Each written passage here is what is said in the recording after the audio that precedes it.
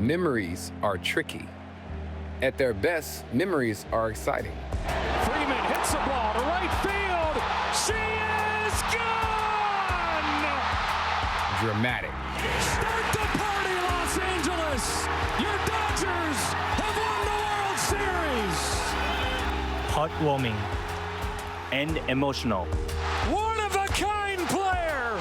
One-of-a-kind season! But here's the thing about memories. They live in the past, unchangeable, complete, and forever. And these Dodgers at last are world champions. But there's one more thing. Memories also live in the future. And is there any better place to make new memories than on a baseball diamond? And any better time than now? 2024 was a magical memory. But now it's 2025. What new memories will it bring? Tonight we begin the Dodger season in baseball-obsessed Japan. New memories ready to be made. Welcome to 2025. It's time for Dodger baseball.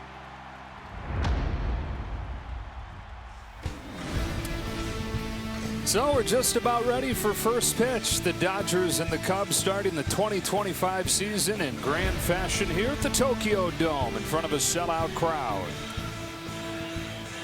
And Shohei Ohtani, who has been at the center of attention all week, ready to face Shota Imanaga to get this game started. You know, it was an American professor that brought the game to Japan 150 years ago. Now Japan has given back so much. 82 players you mentioned have come from Japan to the big leagues. 13 currently on big league rosters, 5 in this series, including Ohtani. And what a display this is, what a scene this is for baseball in Japan and across the globe. Well, it really is. Just as a fan, the anticipation to see these superstars back in their native country and to see how warmly they've been received. I'm anxious to see which one of them will first make an impact. And I'm betting, look at everything we've seen of Shohei as a Dodger. When the moment is there, he meets it. Yeah, there's so many instances of, wow, could he really step up again here? And he does each time. I mean, he did it in the first game here, an exhibition play over the weekend, hitting a home run. You think about him, first postseason game, hit a home run, getting 50-50 the way he did. Anytime there's a moment to meet, he typically has met it.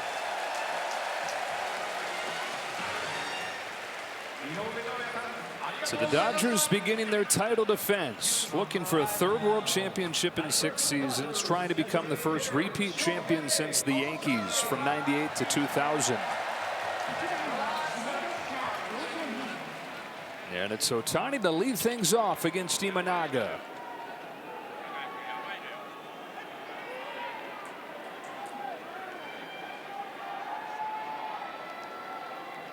And off we go with a fastball to the top of the zone and strike one. So they asked Imanaga how he was feeling about facing Ohtani, which he's done several times. But he said, look, there's 2 possible outcomes. Either he hits the ball or he doesn't, so I'm not going to overthink it. Responding like a guy should when his nickname is the throwing philosopher, the way Shota's is. Well, he's had success against him in the States. Shohei, not a huge sample size, but 0 for 5. On this 1-1 pitch, Ohtani hits a hard ground ball to second for John Birdie. And there's the first out. Imanaga, as a rookie last year, a sparkling first impression right away with his personality and then with his pitching. Went 15-3 with a 2.91. Much less heralded than Yamamoto coming over, signed the 4-year contract, but outperformed him and outperformed just about every rookie in the National League. Finished top 5 in Cy Young voting and the opening day starter here in his 2nd year. Faces off with Tommy Edman. You mentioned the success that Imanaga had against Ohtani. Flip the script when it comes to Tommy Edman, who homered twice against Imanaga last year. On the 1-0, Edman swings and misses. 1 ball, 1 strike. You talk about the success he had. We were talking to him prior to the game. He said both on fastballs. He said, oh, they were right down the middle of the plate. But it's interesting because his swing, Edmund, is tailored to have success off of Imanaga. Pop up right side. Bush will put it away. He's short to the ball. Where you get into trouble with Imanaga is you try to take those big swings. His ball stays up in the zone, stays up in the plane, and sometimes you just swing underneath it. Edmund, though, short and quick to the ball. 2 up, 2 down in this first inning for Imanaga. And now Teoscar Hernandez proved himself on that 1-year contract last year, earned himself a 3-year deal and a home in Los Angeles. Swings and misses at a first pitch fastball. He had that 1-year contract, played so well, became a fan favorite, delivering in big moments. And it was pretty telling at the parade, and the party on the field at the end of the parade. Crowd started chanting, "Bring back Teo, bring back Teo," as if his performance hadn't made enough of a case. The fans made theirs, and here he is back on that 3-year deal. I think Teo was also chanting, "Bring back Teo." You know? Right. Pay me, he was saying. In an 0-2 hole, Imanaga gets him swinging, and promptly 1-2-3 on 9 pitches to get his season started. So it's Yamamoto's turn to take the ball when you come back to Tokyo on opening day.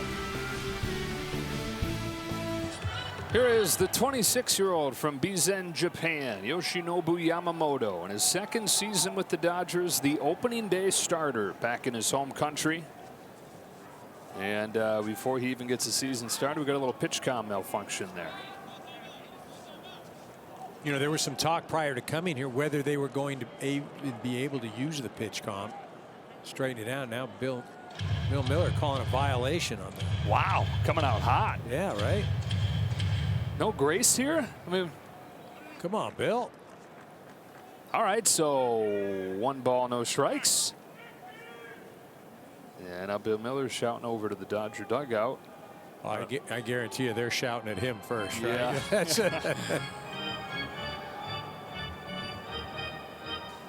Yoshi says he remembers vividly the last big league games that were played here in Japan. Back in 2019, the A's and the Mariners opened the season here. It was Ichiro's final games in the big leagues. And he remembers thinking to himself, wow, can you imagine how cool would that be to be back here playing as a big leaguer? He had just started his pro career at that point. He was dreaming of coming to the major leagues, and in his 2nd season, it's more than a sentimental thing. He's earned this right to start opening day. And he's downstairs with a fastball to Ian Happ. And he's hoping that this game goes better than his debut came last year in Korea, where he gave up 5 runs in the 1st inning and was done. Such a telling thing about Yamamoto, the way that he came back immediately after that, and then in the big picture, of course, finishing with a flourish in the World Series. There's a strike. I think, if anything, the expectations for Yamamoto became the highest paid pitcher in all of Major League Baseball. He didn't start off the way he wanted to, but he kept getting better. And of course, he had that time off. But as you mentioned, the postseason, dominant. Pinpoint right there. They talk about his increased confidence that he's shown in spring training. Natural going from year 1 to year 2. Dave Roberts said where that's most obvious is with his fastball, the way he's commanding it, the way he's attacking with it. He's home with a payoff, and Happ takes outside to start this game with a walk.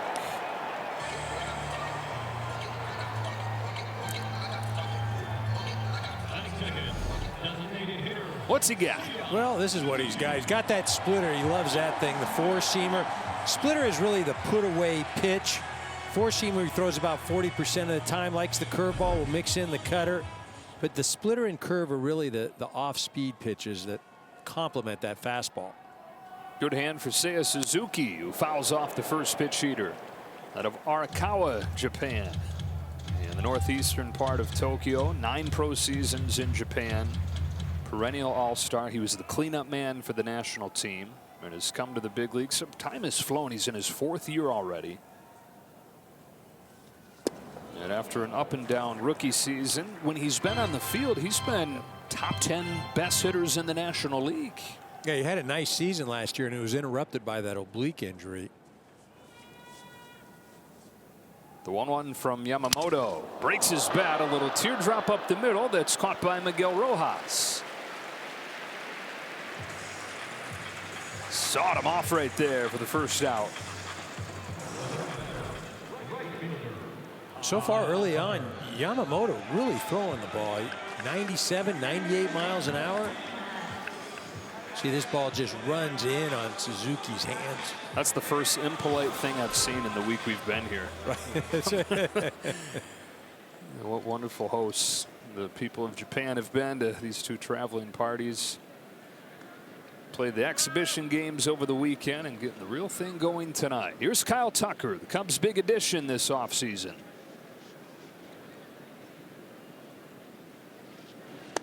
First pitch breaking ball, strike one. Tucker over from the Houston Astros, one of the most well-rounded players in baseball. Comes to the Cubs, takes on a featured role for the first time. He had Altuve and Alvarez, and again Bill Miller taking charge, letting him know who's boss. You have to make sure the hitter's attentive before you come set.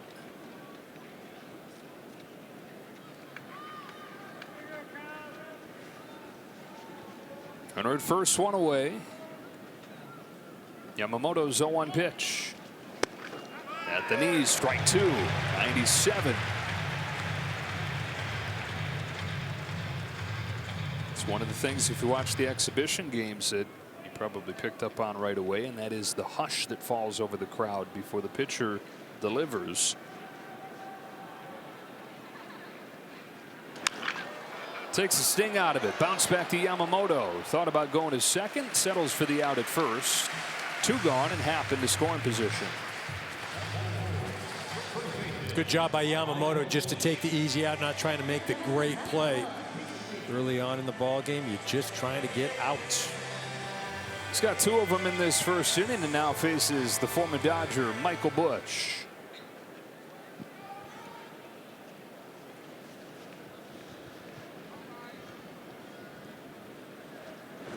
Swing and a miss. 21 home runs as the everyday first baseman for the Cubs as a rookie last year. Only Jackson Merrill, the Padres, hit more home runs among rookies. Busch with an opportunity here with two gone, but a filthy splitter right there makes it 0-2. The league hit 170 against that pitch last year. Yeah, a splitter to the left-handed hitter too is really difficult. Usually runs away. Tough for them to pick it up.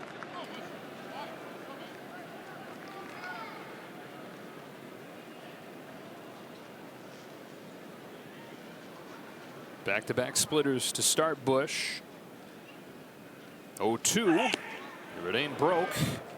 And man, oh man, it's firm. 94. Unique pitch you're seeing more and more of. Part of that is the increased Japanese influence in the game, but it's kind of the in vogue pitch. It can return to the 80s when everybody threw it. The fastball is lifted to center field. Randy Pages puts it away, and Yamamoto pitches around the leadoff walk.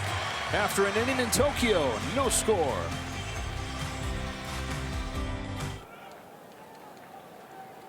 Will Smith starts the second for the Dodgers, takes outside from Shota Imanaga. So Smith, Muncy, and Kike Hernandez coming up in this second inning, with a Dodger lineup that's already depleted with no Mookie Betts and then no Freddie Freeman. As the guys reported during the pregame show, we heard in the days leading up that it was doubtful that Mookie Betts would play as he deals with that stomach virus. But then Freddie Freeman, who took batting practice on the field, said the ankle is feeling good enough. Injured his rib after batting practice, and his final swing is getting ready for the game, and was a last-minute scratch. Yeah, he'd come out yesterday and hit extra in the voluntary workout and was ready to go. And we saw him in the cage. He looked fine. Hopefully a few days off, we'll be ready to go when we get back. We ask about the ankle, but the thing that came out after the postseason last year was that it wasn't just the ankle, that he was dealing with the rib injury as well.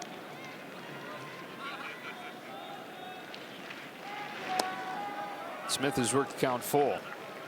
Dealing with injuries of his own that have lingered some from last year. He had the ankle injury that he suffered midsummer and gave it some time to rest this offseason, but still bothering him some. And he said he's being realistic about it, probably going to have to do maintenance on it. It's not anything that's terrible, but something that he's thinking of each day and having to do routine maintenance on, and figures that it's probably not going to be anytime soon that he feels 100% from that. Leading off this second against Imanaga and taking ball 4 to become the first Dodger base runner. Shota Imanaga had the #1 strikeout to walk ratio in the National League last year. But it's a free pass that opens his second inning and brings up Max Muncy.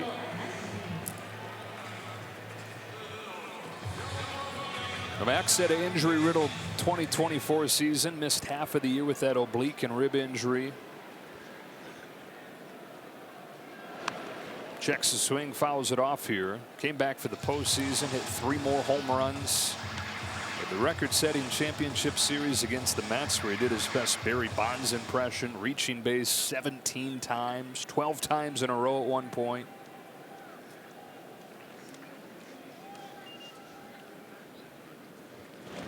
And he was saying, EK, that he comes into this year feeling this renewed sense of perspective and appreciation, having missed all that time last year and not knowing if he was going to make it back for the end of the year. So to be ready to go for opening day, a renewed kind of mindset coming off of that from last year. Well, one of those things, you don't know what you got till it's gone, right? And it's really apparent. You know, Max came into camp this year, great shape, looked a lot better as far as the weight. Feeling good, looking forward to a healthy season. You know, you put him out there for the entire year, you know, that's 30+ home runs. Already added to a potent lineup. I mean, man. 190 home runs since he debuted for the Dodgers in 2018. That's top 5 in the National League in that time. It's top 10 in LA Dodger history. A little bit high with that fastball. Count goes full. He's 2 shy of the next guy on the list. That's Carl Furillo. And then Matt Kemp would be next on that list, 13 away from him. Smith off first. 3-2 comes home. Muncy grounds it foul. You mentioned the shape that he comes in. He dropped 15 pounds in the offseason. He said just focusing on a little better portion control, and at a point in his career where he says, look, I don't want to play anywhere else. I can't play DH here. That's taken by a guy you might have heard of. Can't play first base. Freddie Freeman's there. So I got to get my body ready to play third base every day. And so the focus on cutting that weight, focus on mobility. That's when I showed up at spring training this year, and I saw Muntz, one of the first guys I saw. I said, we trying to get to be a male model or something? Oh. You know, he says, yeah, I dropped 20 pounds since the World Series. Max Muncy, male model. Right?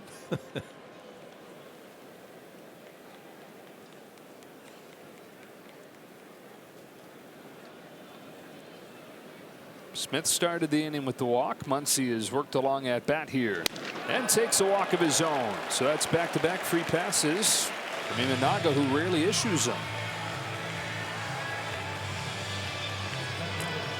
Craig Counsell, second season as the manager of the Cubs. One of the things the Dodgers will do to you, they're going to eyeball you. Third in baseball last year in walk percentage. Going to make you work. Saw it in the postseason, that combination of the power and the patience at the plate. Setting up a situation for Kike Hernandez to break the scoring seal. 2 on, nobody out in the second inning, and Hernandez lifts the ball down the left field line, but foul. We talk about all the Japanese stars that are featured on this Dodger team and in this series. I was in a coffee shop earlier this week, and the barista saw a Dodger logo on my shirt, started talking about the Dodgers. I said, you got to be so excited. Ohtani and Sasaki, Yamamoto. And he said, yeah, but my favorite is Kike Hernandez. I said, of course he is. No balls and 2 strikes. And Kike was saying before the game today, he feels the love right back. He said, this is my kind of party where, you know, maybe shown a little bit different than it is in Latin America and Puerto Rico, where he's from. But the passion that these fans feel for baseball, he says, makes him feel right at home.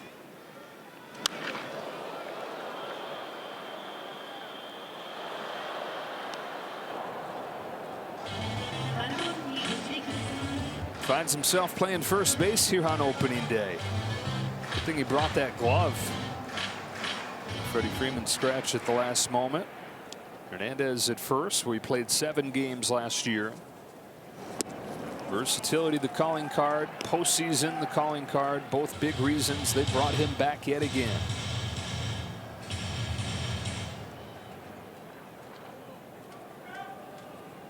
Imanaga had a 9-pitch first inning. This is his 20th of the second.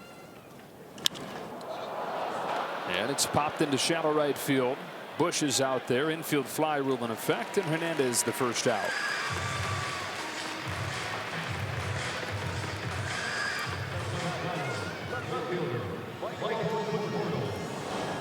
The lone new addition in the batting order right here, Michael Conforto. And is a popular pick. Yes, Dodger coaches. Yes, Dave Roberts. To be a breakout player this season. Over from San Francisco, where he spent the last 2 years. And the Dodgers feel like they saw flashes of the old Conforto late last year, especially. Had a great finish in San Francisco. And they are hoping that he can tap back into what he did in New York, where early in his career he was one of the best young hitters in the league. It really was. It looked like the trajectory was going to be an all-star career. Mets had offered him a multi-year deal. He decided to bet on himself. Things didn't go the way he had hoped. I think too, coming here, the resources with the hitting coaches and some of the technology, really going to tap into some things, and he could be the Teoscar of 2025. Yeah, easy to make the comparisons coming in, right? Guy who has an all-star track record, fought through some injuries, signs a 1-year contract trying to prove himself. Hernandez did. Will Conforto flips this one back of third. That's where Matt Shaw is making his major league debut, and Imanaga gets back-to-back pop-outs here. And there are 2 away. You just can't put Miguel Rojas away, can you? This guy finds his way into the lineup one way or another. Seems like all the time. And here he is starting at short in Mookie Betts' place. Opening day shortstop for the Dodgers in his 3rd year with the club.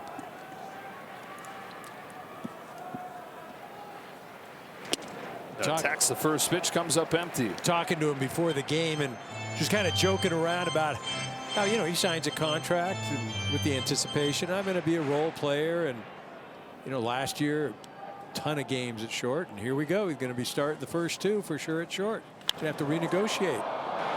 Pops it into left field. Happ coming on. Swanson going out. It's Happ to make the play. And the Dodgers squander the opportunity in the second. Yamamoto goes back to work.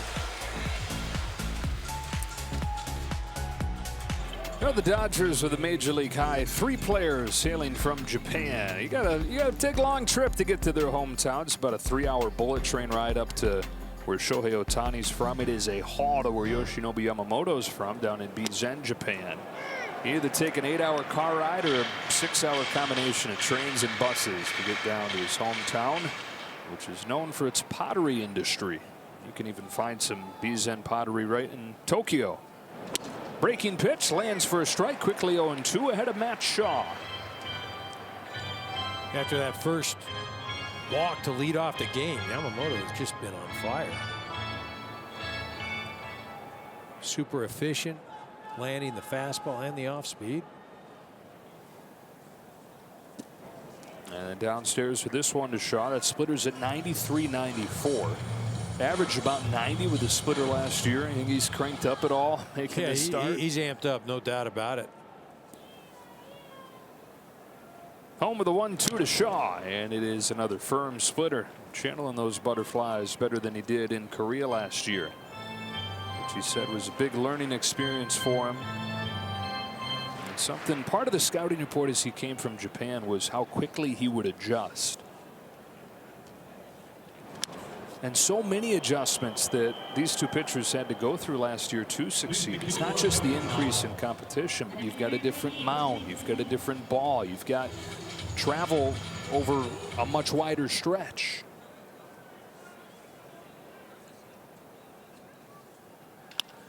Shaw goes up the middle. Edman positioned well for the first out. When you talk about all those challenges, just the familiarity of the ballpark and coming to the field and getting into routines. A lot of those things are taken for granted, but as a baseball player, you want to get those things locked in because that's the only thing you can control. What happens on the field, that you just never know. One gone in a scoreless second inning, and a knee buckling first pitch curve for strike on Dansby Swanson. These are the first opening day pitching matchup of Japanese players in Major League history between Yamamoto and Imanaga. But those guys earned this. This isn't just okay. We're in Japan, so these guys get the start. Imanaga was 15-3, Cy Young votes. Yamamoto is at his best in the postseason. Fires 0-1. Swanson bangs a base hit into center field. First hit of the game comes from Dansby Swanson.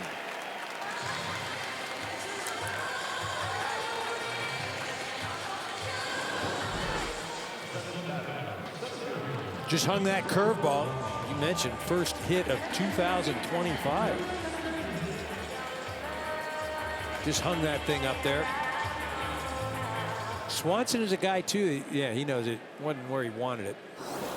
Swanson a down year last year. The Cubs are hoping he really has a big one.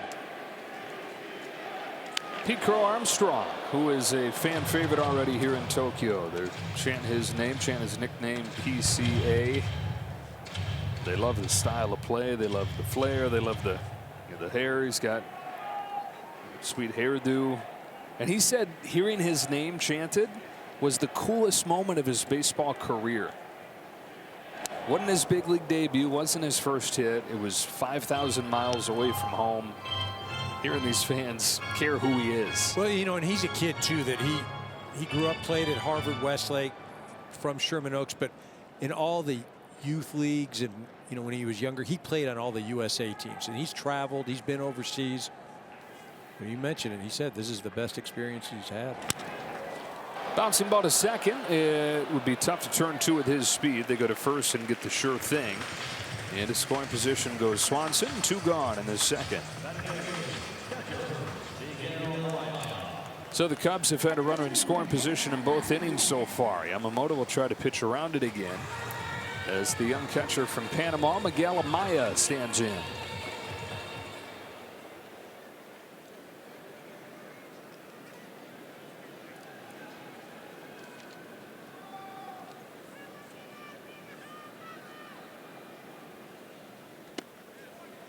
Inside with the first one.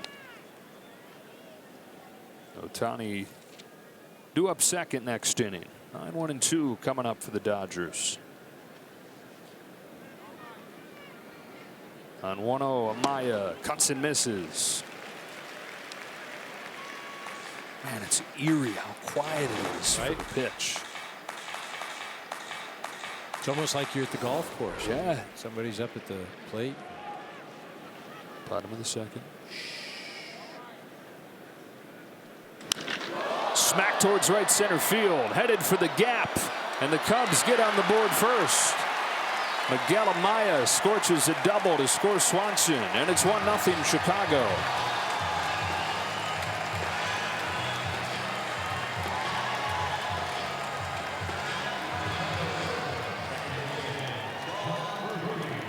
He'd start him off with two splitters and then tried to sneak a fastball.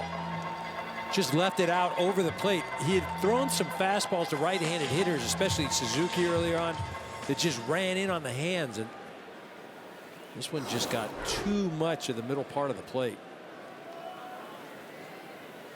So 1-0 Cubs. John Birdie making his Cubs debut here out of the 9 spot. Looks at a first pitch curveball.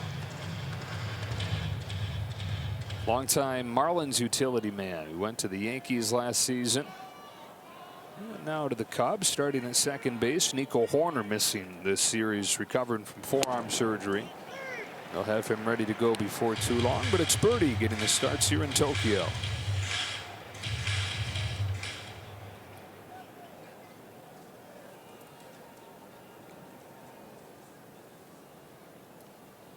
Yamamoto's 1-1.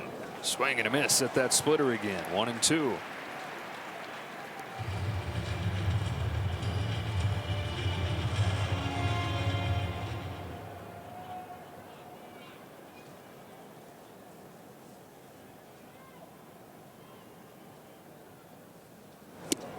At the knees to get him looking.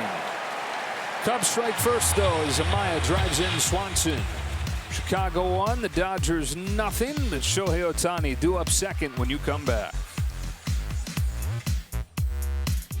This man is everywhere. He's riding a train on a tea bottle right here. And it's Andy Pages to start the inning for the Dodgers. Takes ball one from Shota Imanaga. And look who we got joining us in full uniform. You guys know this guy. Hi, Clayton. Hey, guys. Thanks for having me. Of course. How's your Japan time going? Man, it's been a whole blast. Family, right? Yeah, so great. Such a blast. This has been such a great experience. And I get to be a fly on the wall and kind of hang out, do my rehab and watch. And it's been a blast. I'm a once-in-a-lifetime experience for sure. Pages starting this third inning. Fouling it back. I know there was a lot of talk last year about the chemistry being a big part of what the team did in the postseason and added emphasis on getting together. Is there a sense of that again to start this season? A trip like this help galvanize a group? Did you see what Shohei brought to the dinner in Yama and Roki, the tuna thing? That got on social media somewhere, right? That was amazing. Yeah. So, yeah, as far as like coming together, team dinners are great for that. But that was probably the coolest dinner I've ever been a part of, period. Just watching these guys just butcher a tuna right in front of us. It was amazing. Bar is set high for when the team goes to Texas in a month or so. Yeah, I'll just get a cow up there. Right. Yeah. Happy Easter, guys. Yeah, it'd be perfect. 2-2 on Pages. I've been impressed with both these guys throwing. Imanaga's got his fastball's got a lot of life to it, a lot of swing and misses on the heater. You know, it's 93, 94, but guys are having a tough time catching up to it. And then that pitch right there is pretty great too. A good split. It's his second strikeout, one away in this third inning. So what kind of mindset do you have to have, though, to be ready to go in the middle of March and just prepping for that? I mean, as a pitcher, doesn't it, I don't want to say it screws up your season, but doesn't it mess things up? Or it's a little more challenging. I mean, you know, Yama did it last year from Korea, and you know, I did it in Australia 10 years ago, so it's a little different. But I'm going to watch this at bat, EK. There you go. Yeah. Good feel. Yeah. You have better TV feel than EK. Read the room, Karos. Man, it's been awesome seeing Ohtani here in Japan. You know what kind of impact he's got across the globe. What kind of fan attention there is, but that's the heater right there. Like that, it says 92, but that plays a lot harder than 92, and it looks so good. You know, it's right at the belt, and guys feel like they can get to it, and we're just having a tough time catching up to it right now. But maybe we'll get him here. It's a split again. Yeah, Shohei's just the impact he has globally on the game of baseball. I mean, we all know that he's the best player in the game. We all know, like, he's super famous in Japan. But until you come over here and experience it, like you said with the green, he is literally on every billboard here, and it's a crazy experience. On this 1-2 from Imanaga, Ohtani leaves it upstairs. you bought any of the products he's pushing yet or not? I had some. I probably have. I don't even know. Right. But yeah, it's he's definitely everywhere. This has got to be a split right here. Wow! Rifled to second, caught by Birdie. I wouldn't throw that to him. I think that was the slider, and he can hit that middle speed really good. He roped that ball right there. If you were throwing to Ohtani, how would you get him out? Yeah, I mean, thankfully I can say this now because I'll never face him again. Yeah, it's done with that. But it was a lot of you got to really hit that down and away pitch with the heater. I don't throw the ball up very much, but up you can kind of go to if you got the velo.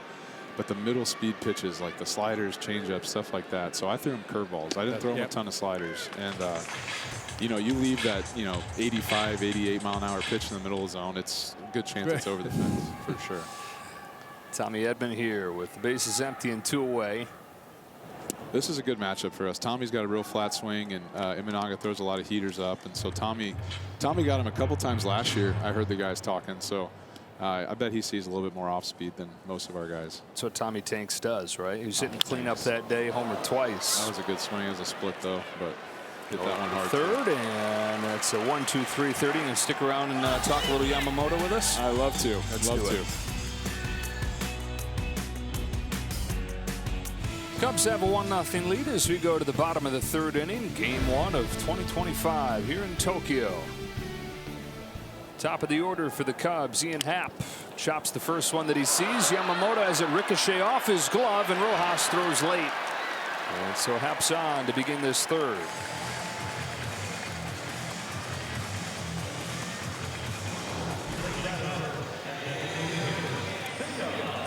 Yamamoto going after it. Easy to sit up here and say, oh, you just let that go, because you know the shortstop's going to come and get it. I think that's what Miggy was telling him afterwards. Not that easy, though. It's hard to get out of the way, but Yama's also like the best fielder out there. So and Happ's pretty fast too. That would have been a really tough play for me. That's just an in-between ball, especially off the turf. Suzuki. If I tell you, Yamamoto's feeling froggy, isn't he? 94 with the splitter. Yeah, he is the most efficient, prettiest throw I think that I have seen in a long time. Like, you watch him play catch and throw long toss, it's the exact same throw that he takes to the mound. And I tell Charlie, I tell my 8-year-old, I was like, just watch him throw. This is what it's supposed to look like. This is how you're supposed to move. And yeah, it's coming out. The heater's really good tonight, and the split. I don't know how you throw a split 94 and make it move like that. So that's pretty nice to have. You got a splitter. Yeah, I think I threw it twice last year. Yeah, that was fun. 94. No, we wasn't quite 94. I'm throwing 86 in bullpens, Joe. We're just trying to get back. We're just trying to get back on the mound right now. Where are you at? Yeah, we're coming along. I've thrown 4 or 5 times off the mound, so yeah, it actually feels okay. So hopefully next couple months we'll get there.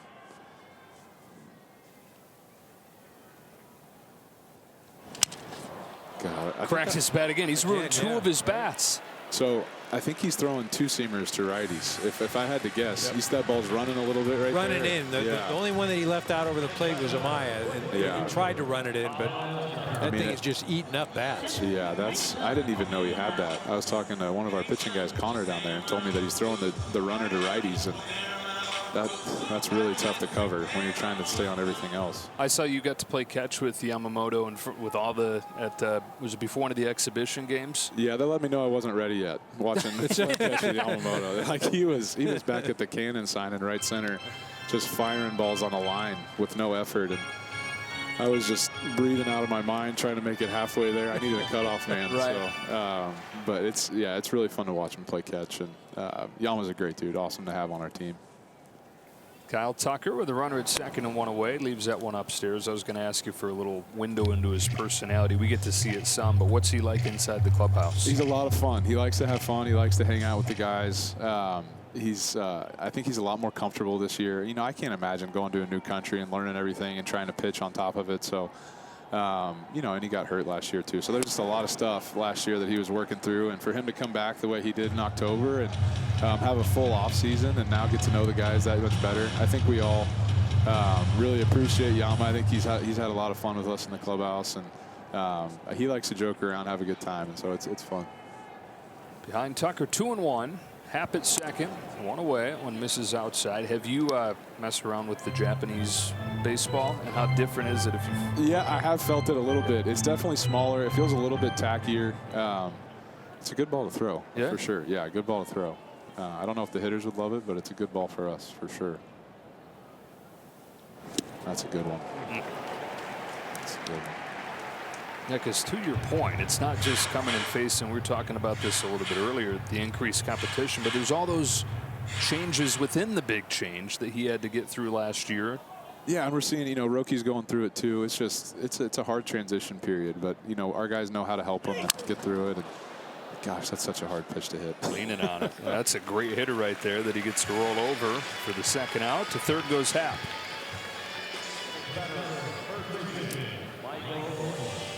Cubs 1, Dodgers 0.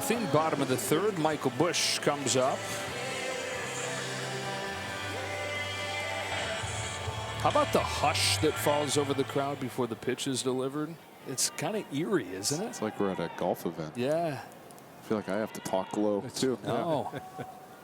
Bushy's a good hitter, man. He, you know, we traded him away a few years ago. Obviously, Freddie's at first base for us, so we didn't need him. But Bushy's turned himself to a really good hitter. This is a tough matchup right here. Try to strain him at third. But I mean, that split to make a ball move at 93 the way that I don't even know how to explain that. Like that is amazing. Why don't you think it's been used more over in the States? I mean, every Japanese guy, it seems, has got a splitter. Yeah, I feel like we started seeing the trend last year. I feel like guys started throwing it. I don't want to say anything yet, but Bushy's hasn't picked that up quite yet. But yeah, I feel like the splitty's coming around a little bit in the States. So I think I've seen. Is it harder to throw? I mean, for you, like, is it more taxing on your arm? I feel like everything's taxing. Right. Now, right? Yeah. At this point, yeah. Right. I think traditionally they say that, right? The split is a little bit more taxing. Man, if it ain't broke. It's a good pitch right there.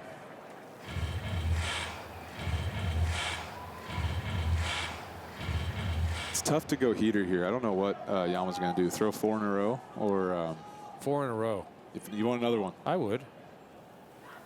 You got it. Yep. I tipped it. Bush is saying, okay, progress. Yeah.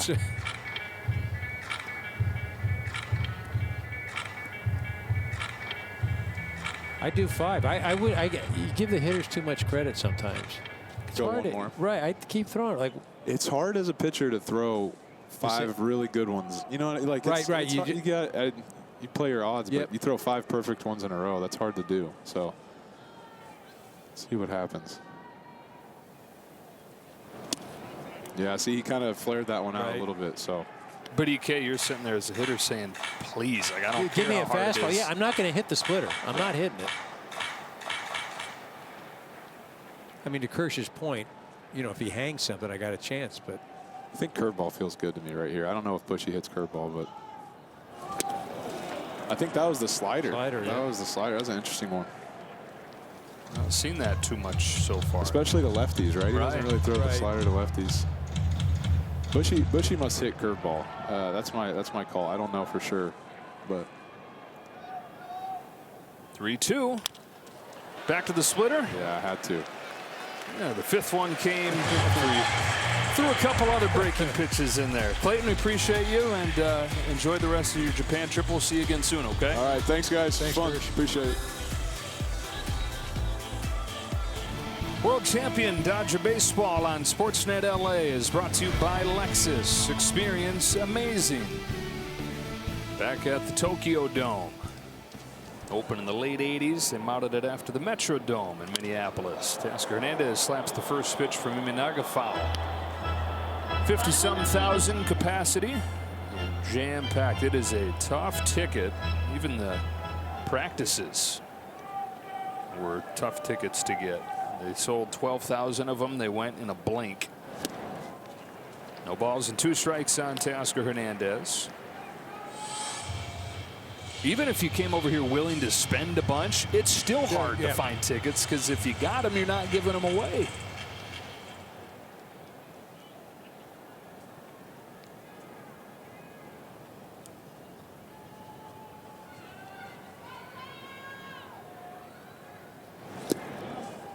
One and two. Crazy thing is, walking around yesterday, ran into a bunch of Dodger fans. And I'm asking them, hey, you go into a game, or you going Tuesday or Wednesday? And ran into a lot of them and said, no, I'm just over here for the experience, just to see Dodger fans, to be over here in Tokyo, and not going to the game, though. Now, pro baseball in Japan goes back to the 1930s. It was spawned largely from a big league all-star tour. Babe Ruth was a part of it in 1934, and prior to that, amateur baseball was the only thing in Japan, and it was a big deal. But pro baseball didn't come around until the interest that was increased from that tour sparked it. So that was in the 30s. But then a link between pro baseball in Japan and the Dodgers goes way back, well before Hideo Nomo. to the 1950s when the Dodgers, the day after losing Game 7 of the World Series to the Yankees in 1956, boarded a plane and flew out here for a goodwill tour. Count goes full on Hernandez. Made another trip a decade after that, and especially hatched a relationship with the Tokyo Giants. Greatest franchise here in Japan. 31 championships, 9 in a row at one point. But the Giants would send sometimes the entire team to Vero Beach to train and to learn from the Dodgers. Dodgers, a couple other tours back here. You were part of one of those in the early 1990s. Eighth pitch to Hernandez is taken high, and he's earned the walk. So baseball, a link between the United States and Japan, but then specifically Japan and the Dodgers, a unique connection. Well, you talk about the Japanese teams coming over and they train at Vero Beach. And I remember they'd be out there sometime, you know, our spring training, and these guys have already been out there for 2 hours training and going at it. Very disciplined, just a completely different brand and how to approach the game. Strike on Will Smith. Dodgers down a run in the top of the fourth.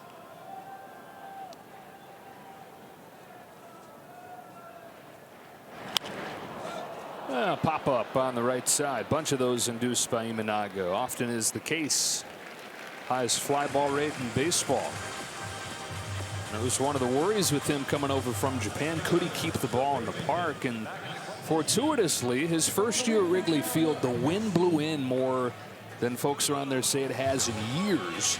And so a lot of those balls that on certain days would go to the back of the bleachers stayed in the yard and helped him have such a fantastic year. 1 on 1 out for Muncy. Ball one. Well, you mentioned it, that the weather, it led to a non-offensive year last year at Wrigley.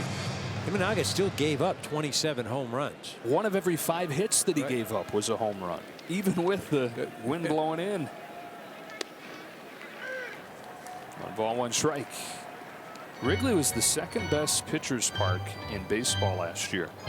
And as you know, if you've watched games at Wrigley, you've played a bunch of games there, including playing for the Cubs. It can be a severe pitcher's park one day and the next day be Coors Field. Where it can change in a matter of innings. That's how extreme that the weather can be. But I'd always kidded. There was a first baseman that played there in the 90s, Mark Grace, and I said, how do you not hit more home runs, Gracie? And he used to tell me, he says, the wind blows in a lot more than you think. And you always see it on TV. It's like it's blowing out. Oh, what a great place to hit. But when I played there in 03, I was like, Gracie, you know what, dude? You were right. Something to that. It does.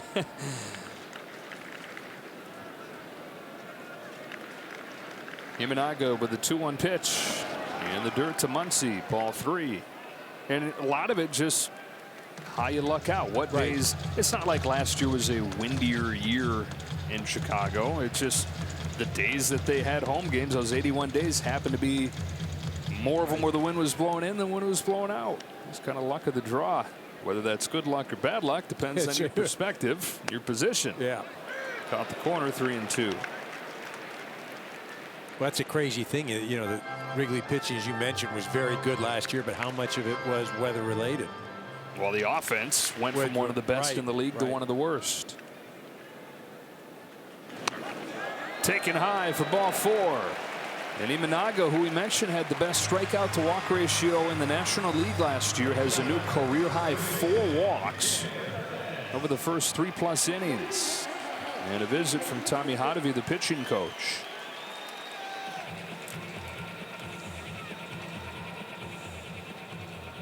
Now they've leaned on him a little bit, had back-to-back walks to open the second, and then went 1-2-3, putting the pressure on again here in the fourth. With Kike Hernandez coming to the plate. You know, one of the things that Craig Counsell had mentioned as well is, yes, this is a series starting in the middle of March, and Imanaga, yes, he's going to get this start. But he wanted to make sure that Imanaga is ready, and was he going to be healthy? He's got to be prepared for the entire year. And you know that he wasn't going to miss his start.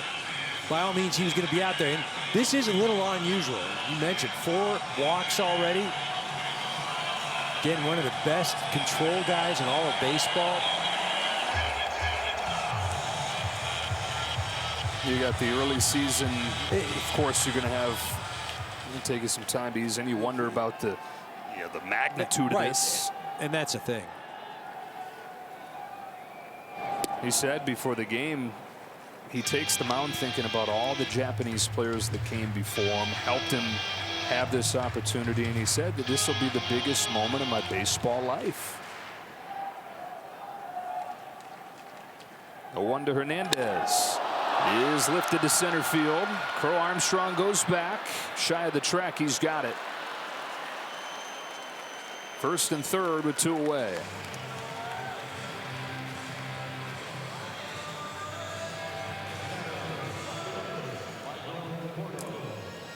So it's up to Conforto.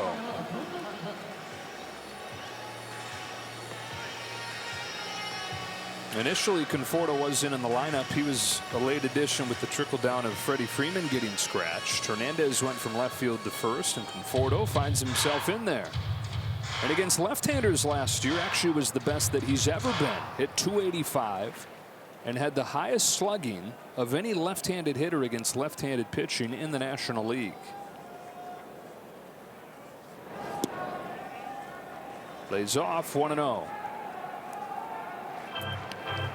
One of the adjustments that Conforto has made early on in spring had his hands in a much higher position. Wasn't having a ton of success, and he and hitting coaches were watching some tapes. Knifes this one into shallow left field, and for the second time in the first 4 innings, the Dodgers let Imanaga off of the hook. He pitches around a pair of walks. No hits through 4 innings for LA. Opening week presented by Bank of America is coming. Don't miss out as we celebrate your world champion LA Dodgers with exciting giveaways, special events, and much more. Visit Dodgers.com/promotions. That's a fastball strike to Matt Shaw to start this 4th inning. Matt Shaw in his major league debut. Top prospect for the Cubs. First round pick a couple years ago. He's played less than a full season of pro games when you put it all together. 160 games in the minors. AAA at the end of last season. And at 23 years old, makes his debut as the opening day third baseman for the Cubs. Swings and misses, that disappearing splitter. And the Cubs went hard after Alex Bregman. Bregman goes to Boston. That opens the door for Shaw to crack through right away as they try to get back to the postseason. Only one trip to the postseason in the last 6 years for Chicago. Back to the splitter to finish him off. Second K for Yamamoto. I mean, I know you can't throw that every single pitch. You know, we were just talking with Kirsch about it, but if I am throwing anything else, I'm throwing it for a ball, just to set up, just to go back to this pitch, if I don't want to throw 6 or 7 in a row, let me throw something off the plate. I don't want to give them an opportunity to hit the fastball or the curveball. Dansby Swanson, who's got one of the 2 hits in this game and scored the lone run, takes ball 1. And it's fitting that with the Japanese starting pitcher here in Japan, it's the splitter that's the star of the show so far. And misses inside, 2-0. I mean, we saw it in the exhibition games, the Dodgers facing the Tigers and the Giants. You know, their pitchers just nonstop splitters.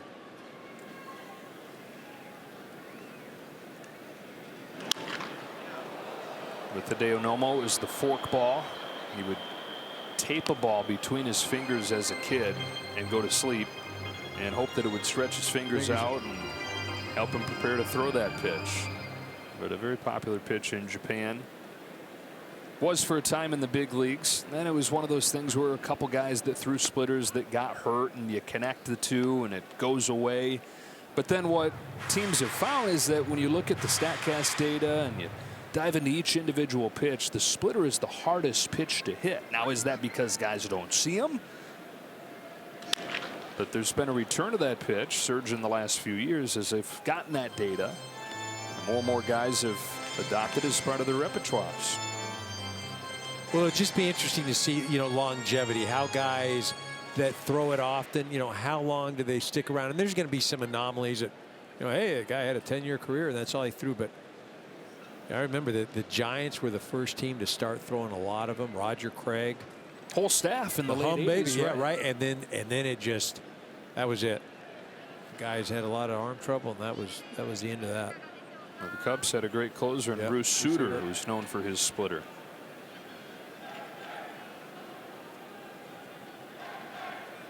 Swing and a miss. He strikes out Swanson. Back-to-back Ks to open the fourth. As a Cub fan growing up, I noticed you didn't say Cardinal closer, Bruce Sutter. Right?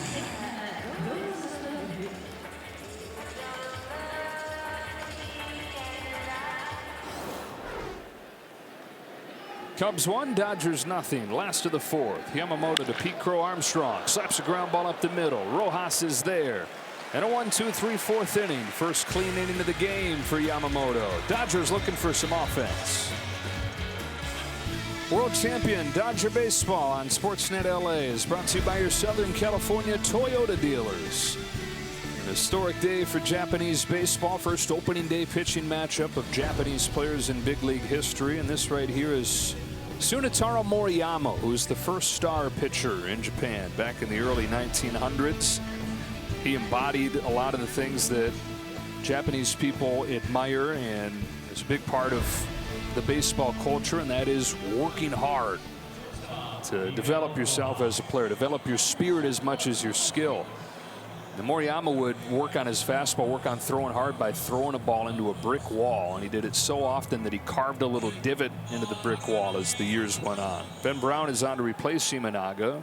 4 scoreless innings, didn't give up a hit. He was able to pitch around those 4 walks. It's Rojas to lead off.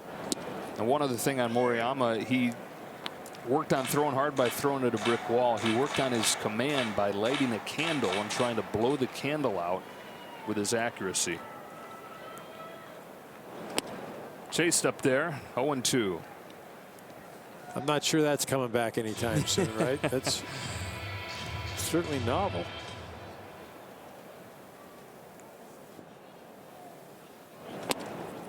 You had Moriyama as the first star as a pitcher in the early 1900s. We mentioned the big league goodwill tour Babe Ruth came on in the 1930s, and Babe Ruth hit 14 home runs in 17 games.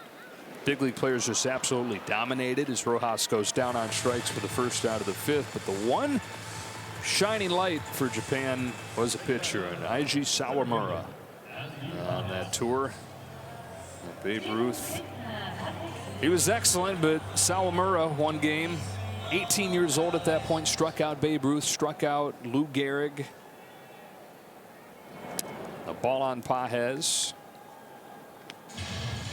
And the Sawamura Award, which is Japanese baseball's version of the Cy Young Award, named after Eiji Sawamura. 2-0 on Pages. Babe Ruth remains such a huge star in Japan and so well regarded by the Japanese people that the United States considered sending Babe Ruth as a peace negotiator during World War II, because they figured that if there was anybody the Japanese people would consider listening to, it would be the Babe. His final games as a Yankee played here in Japan. On the inside corner, 3 balls and a strike. Ohtani waits on deck. Dodgers trying to get some offense going, looking for their first hit of the day. Pages takes the walk and a man aboard for Ohtani. They haven't had hits, but they've had 5 walks so far.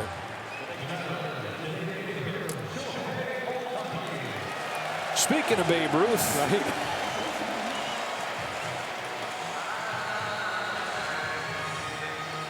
No for 2 against Imanaga. And now sets his sights on Brown.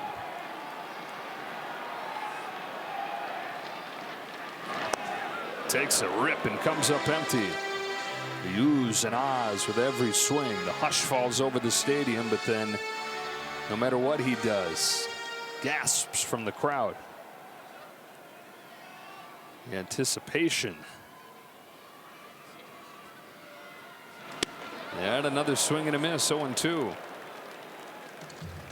Well, you've got all the cameras up too, the phones focused on Ohtani right now. spinning him with the first 2 pitches. See, just like the splitter, you got to spin him again. Or if you're throwing a fastball, throw it out of the zone. Spin him up, fouled it back. He was at a small restaurant during one of the exhibition games, and Ohtani was at bat up on TV in the corner, and the waiter stopped, pulled out his phone, and filmed the TV. And he said he films all of Ohtani's at bats. Scorched to the right side, and it's Ohtani that's provided the first hit for the Dodgers. Pages goes first to third. And he delivers for these fans, as he always does. 107 off of the bat of Shohei Ohtani.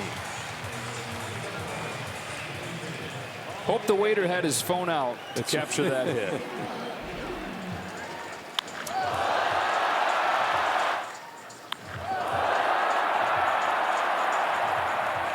Well, third time in the last 4 innings, the Dodgers have had 2 runners aboard. Now trying to take advantage with Tommy Edman coming up. Edman flips over to the left side. Was twice as good from the other side of the plate in a short time with the Dodgers last year. Smacks one left side, diving try, but it's down for a hit. Throw is late, and the game is tied. Tommy Edman brings in Andy Pages with a base hit to left field.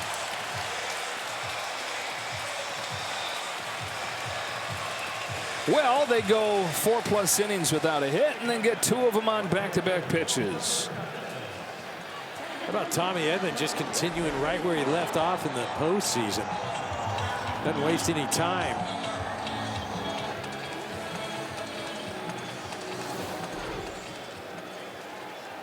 Championship Series MVP. Man, life moves fast. Comes to the Dodgers, debuts for him in mid-August. Cup of coffee during the regular season. Hoists an MVP trophy in October, and then bang, he's got a 5-year contract and he's rich. Hey, you go back to January of last year, and he's wondering what's going on with my baseball career. Am I going to be healthy? Next thing you know, as you mentioned, that multi-year deal, a Southern California kid. Couldn't have worked out any better. Sort of feels like it was destiny when you consider a Southern California kid, his style of game. Dodgers had had their eyes on Tommy Edman for a long time. Hernandez chops one to third. Shaw will go to second for 1. Throw to first is high, and it allows the Dodgers to take the lead. Ohtani's in to score on a throwing error, and it's 2-1 Los Angeles. Throw got out of play, so Hernandez will get second. John Birdie in his first game with the Cubs has turned this game with a throwing error. Well, really a good job by Edman hustling down there and right on top of Birdie. Birdie really had no business trying to make that throw. Edman doing a nice job of just kind of coming straight up, but not hitting Birdie. Smith takes high. Birdie throws a duck, and the Dodgers take the lead. So Ohtani with the first hit. Edman follows with a hit of his own. And 2-1 LA. Hernandez in scoring position for Smith.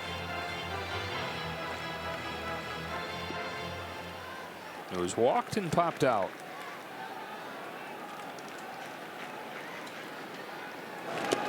Spiked in there. Ball 2.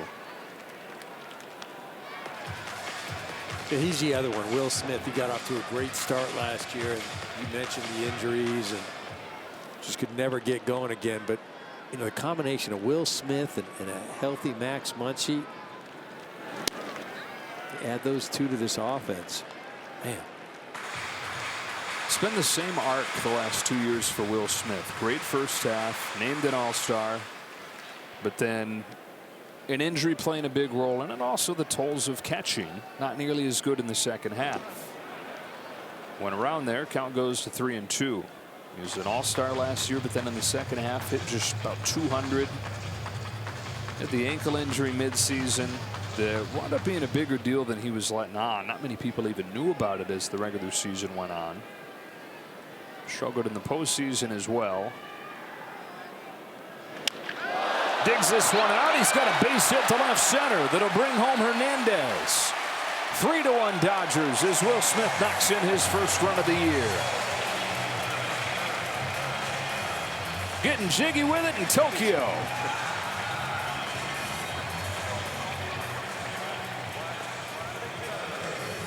Dodgers through the first 4 innings had a total of 4 base runners, and all those were on walks. The 5th inning, 4 base runners, 3 hits, 3 runs. Offense has come to life. Promptly jumping on the Cubs bullpen after they couldn't get a hit against Imanaga. And this Dodger partisan crowd loving what they're seeing in this 5th inning. The Cubs had kind of been walking on the plank again with the walks earlier. Imanaga was able to get out of harm's way. But you're talking about the number 9 hitter, Pages. Andy Pages, after 1 out, does a nice job drawing a walk, turns things over for Shohei. At the top of the lineup, the Dodgers get going. Max Muncy, who has made his name with power and with patience, has shown off the second of those attributes so far today with a pair of walks, and takes ball 1 here from Brown.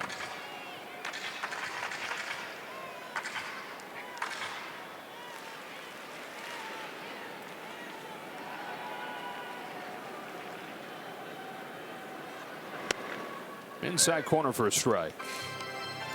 Max Muncy now in his 8th season with the Dodgers. It's 8 seasons since he, for a while, had decided that his baseball career was over.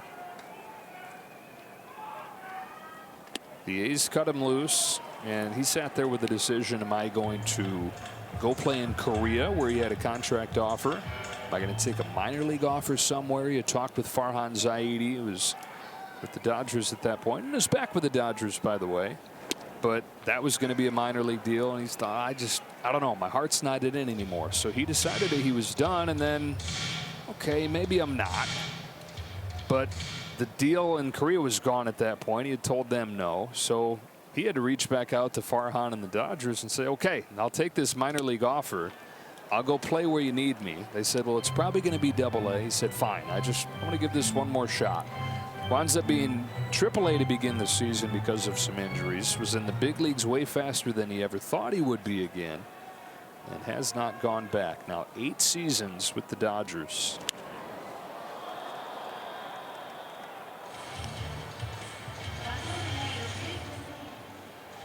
Some perseverance there, and again, just as we talked of where Tommy Edman was a year ago, you just, as long as you've got an opportunity, whether it's throwing the next pitch or getting another at bat, there's always a chance. Full counts in all 3 plate appearances today. Fouls another one off.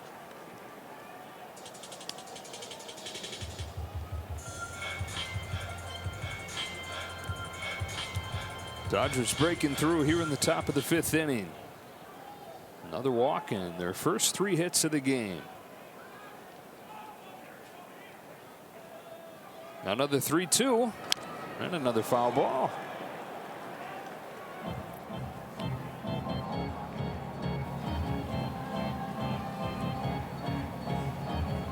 Three times up there, 23 pitches seen by Max Muncy.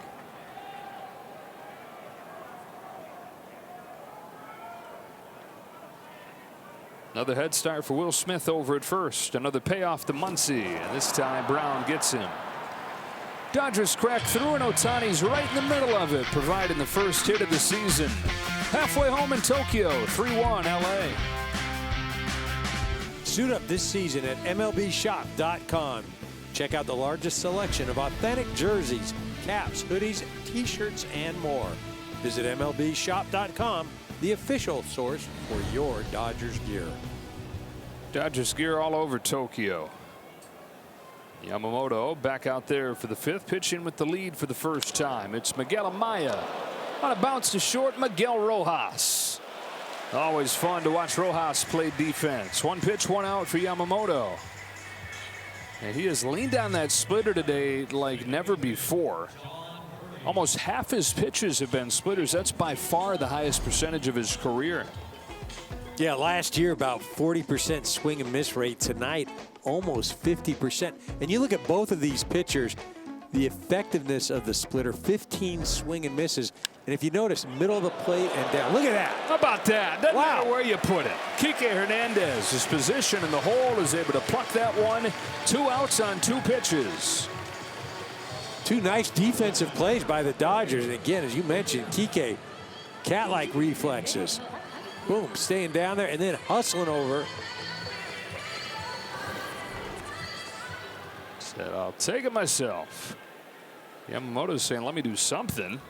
Not even breaking a sweat in this inning. Happ at the top of the order. Takes a strike. This has been a much different opening outing of the season for Yamamoto. 5 runs over 1 inning in Korea last year. 1 run over nearly 5 innings. Flipping that line so far. Opening day 2025. And Happ has reached both times against him. A walk and a single. Ahead 2-1. Well, we talked about it earlier. I think you remove that component for Yamamoto of I have to prove something. I mean, he's proven everything, and now it's just go out and be who he is. I think if anything for him, it's the durability part. That's the most important part for him. I know he was out for a while last year. He wanted to come back earlier. He was ready, but the Dodgers held him back. Out of missing 3 months with the shoulder issue. Coming back for the postseason. Struggled in his first game of the postseason, but again, as the track record has been, bounced back. 5 scoreless innings, beating Yu Darvish. What was a heavy moment for him facing a guy like that. Game 5 of the division series. And then in the World Series, his crowning moment. 6 1/3 in Game 2, gives up just 1 hit.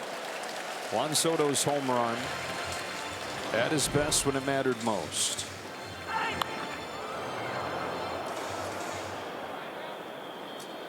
Tumbles a breaking pitch in there that Happ fouls off. So another payoff coming here. And a 1-2-3 5th inning. Pinpoint with the fastball from Yoshinobu Yamamoto. World champion Dodger baseball on Sportsnet LA is brought to you by Carl's Jr. Each burger flavor is a charbroiled legend. Never settle for a boring burger again. Strike 1 on Kike Hernandez. He fouls off Ben Brown's first pitch. Every 17th each month in Oshu, Japan, Shohei's hometown, is Shohei Day, and the whole town staff at City Hall and City Council wear their Shohei jerseys. It's kind of crazy, you know. You usually get a day once a year, or okay, we're going to honor you every month. Well, I mean, that is some sort of.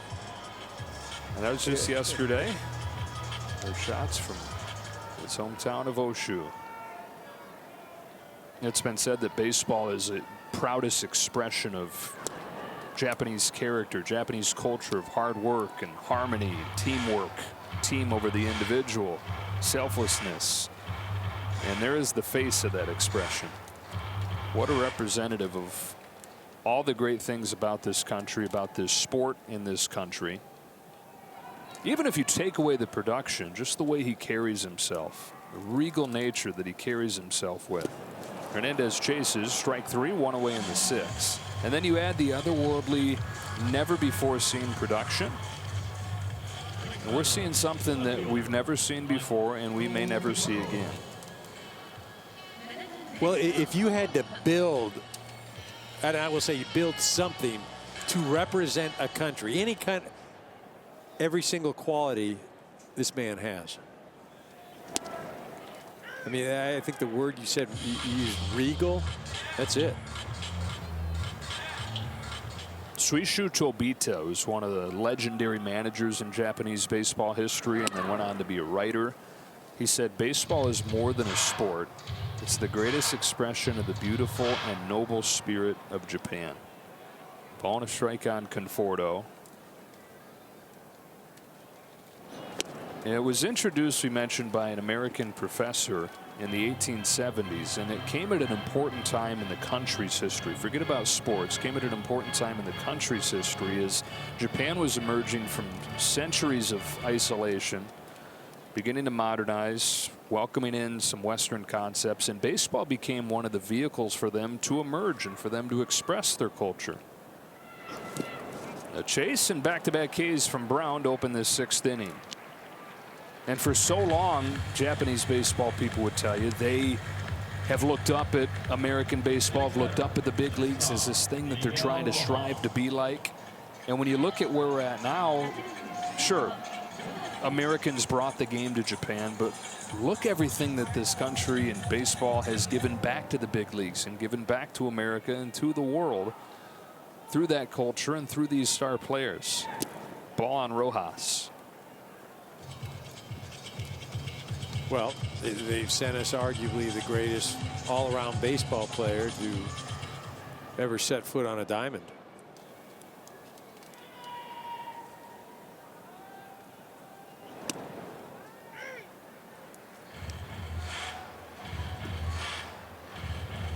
Yamamoto talking things through with Blake Snell. 5 innings, just 1 run.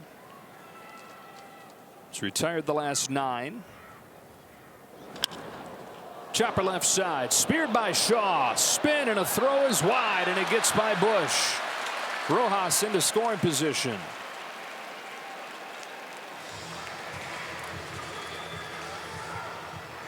He was going to take a heck of a play to get him.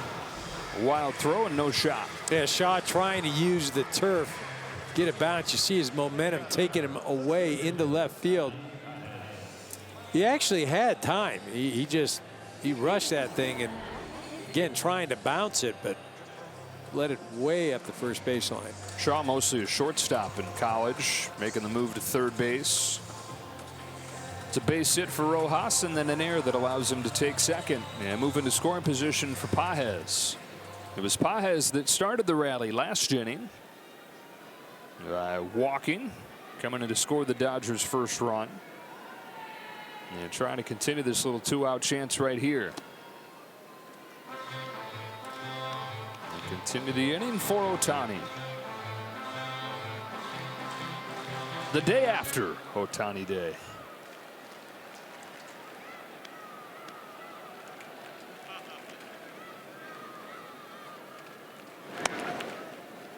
Two 2-0 on Pages. Wins the opening day center fielder job. James Outman started in center field the last 2 years. It's Pages today, partially with the left-handed pitcher, as much as he's mashed lefties, but he had a good camp, came in great shape. Good stop right there by Amaya. Brown playing with fire here. 3-0 on the 9-hitter with Ohtani waiting on deck. Yeah, and he did it last time too. You know, this is a guy that you just got to go right after, and I'm sure he's trying to do it, but man, fall behind and potentially walk him again for the 2nd time. And not even really been close. There's a 4-pitch walk to Pages, and you've got to figure that presence on deck, that was looming like a defensive back bearing down on a receiver coming over the middle. You sense him coming. It was as if Brown sensed Ohtani's presence. And now he's got to deal with him. 2 on, 2 out.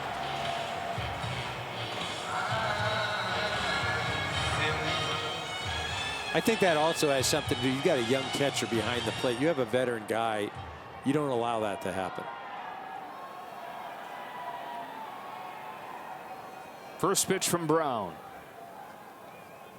Ohtani takes a strike. It was heavy breaking stuff. First time that he faced him. Ohtani turned one around for the first Dodger hit of the day. And came in to score. It was just last inning. Brown's 0-1. Swing and a miss.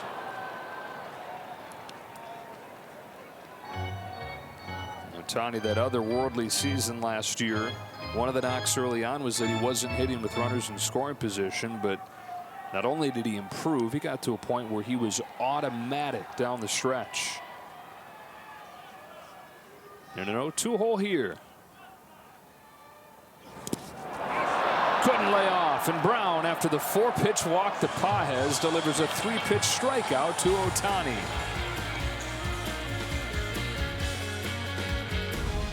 The day is finished for Yoshinobu Yamamoto. Shota Imanaga, 4 scoreless, no-hit innings. Yamamoto gives up a run over 5 innings of work. Retires the final 9 that he faces. And after he gives up 5 runs in 1 inning in his first game last year, flips that around this year. 1 run in 5 innings. And so it's up to the bullpens in a 3-1 game. Anthony Banda gets strike 1 on Seiya Suzuki. And for more on these starting pitchers and the performances today, down to Steven Nelson. Yeah, thanks, Joe. As you mentioned at the top of the broadcast, an historic night for Japanese baseball. The first ever opening day game featuring 2 starting pitchers from Japan in their home country and in the same number 18. And that isn't by accident, as the number 18 holds great significance, not just in Japanese baseball, but in Japanese artistic culture. Now, the origins of that go back to the 1930s in a Japanese American, Tadashi Henry Wakabayashi, who was born on Oahu in Hawaii. It was in 1936. Wakabayashi was a top prospect in the Osaka Tigers organization, and he was given number 4. Well, the number 4 isn't so much beloved in Japan because it invokes some perhaps negative superstitions, but the next lowest number available was 18. So when Wakabayashi broke out in 1939, he won 28 games with an ERA of 1.09, and the Tigers won a championship. He'd go on to win a couple MVPs and become a Hall of Famer. His success and the subsequent success of aces who also donned the number 18 became tradition for some franchises in NPB, as well as some superstition for top pitchers. And it's far more than a numerical designation, guys. It symbolizes the responsibility of excellence and the responsibility of an ace. So much so that when Kenta Maeda came to the Dodgers, it was stipulated in his contract, in the fine print, that he gets to wear 18. Strikeout for Banda of Seiya Suzuki to open this 6th. So Banda comes in here with a run of left-handers in the heart of the order, at least back-to-back left-handers, with Tucker and Bush coming up here.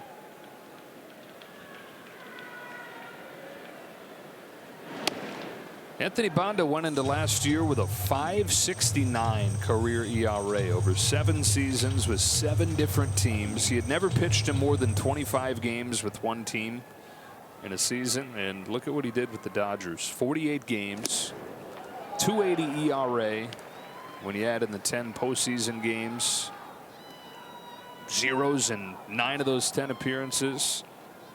This is another guy who was on the verge of hanging it up and actually had come to terms with the fact that he was done before getting another chance.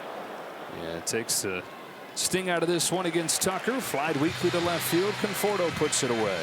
Yeah, I was talking with him on the bus the other day, and I wasn't aware of it, but he said last January he was contemplating signing with one of the Mexican summer teams. And of course, just working out at his high school and coaching and helping out. Next thing you know, he signs a deal with the Guardians and finds his way over to the Dodgers. But I think it's very similar to the story you talked about with Max Muncy. Just the perseverance, and you never know. You just really don't. And then what a lot of these guys talk about when they have that near career death experience and then they come back from it is a totally different perspective. When you've been to the edge and said, I'm done, and then you come back, Banda would tell you that he said, look, I'm going to go do this. And Muncy said the same thing, but I promise to enjoy it a little bit more this time, not put so much pressure on myself. And Anthony says, I'm not perfect in that, but it's so much different than before. And he continues what Yamamoto was doing. 3 up and 3 down. That's 12 in a row retired by Dodger pitchers. Join us for an historical day on Friday, March 28th, when your world champion Dodgers receive their World Series rings in a special pregame ceremony. Visit Dodgers.com/tickets for more information. 2, 3, and 4 for the Dodgers, trying to tack on here in the top of the 7th inning. A strike from Ben Brown to Tommy Edman. Started the scoring for the Dodgers with a base hit in the 5th.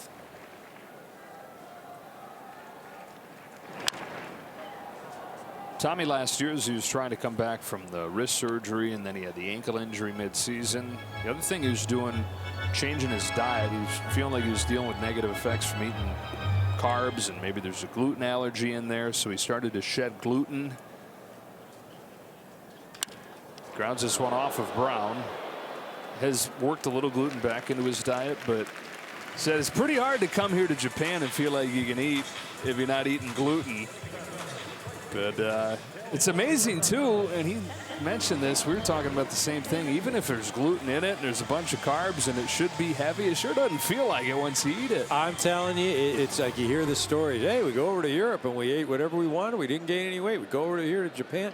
Like, I'm eating everything, and I'm not feeling bad. I'm not feeling sluggish. I'm sleeping well. And you're a great I'm a great test. You're a great test subject because you always eat everything. I mean, so it's like you've kept the overseas trip did not deter that. That traveled. Yeah, right.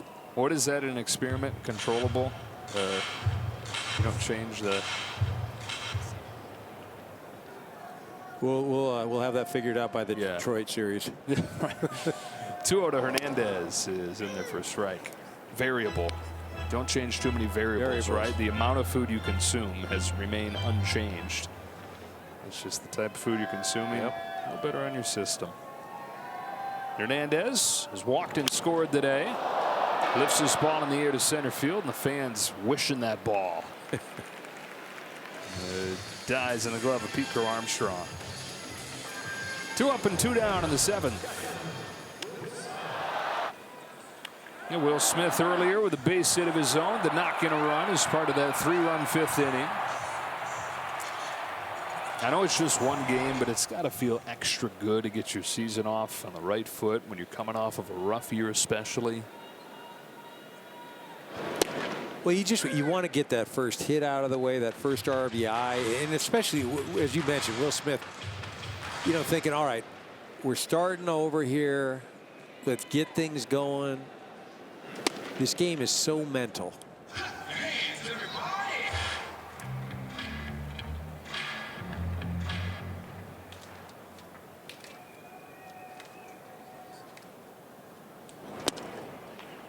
He's had 2-1.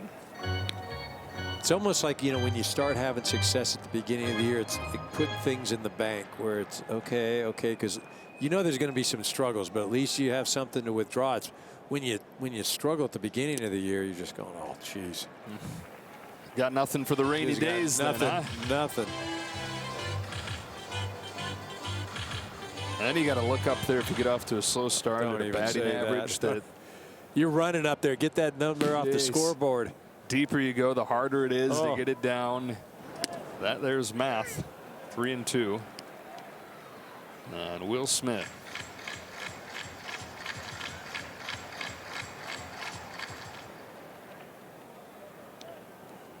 Ben Brown, 3 innings of work here in relief of Imanaga. Looking for his first clean inning.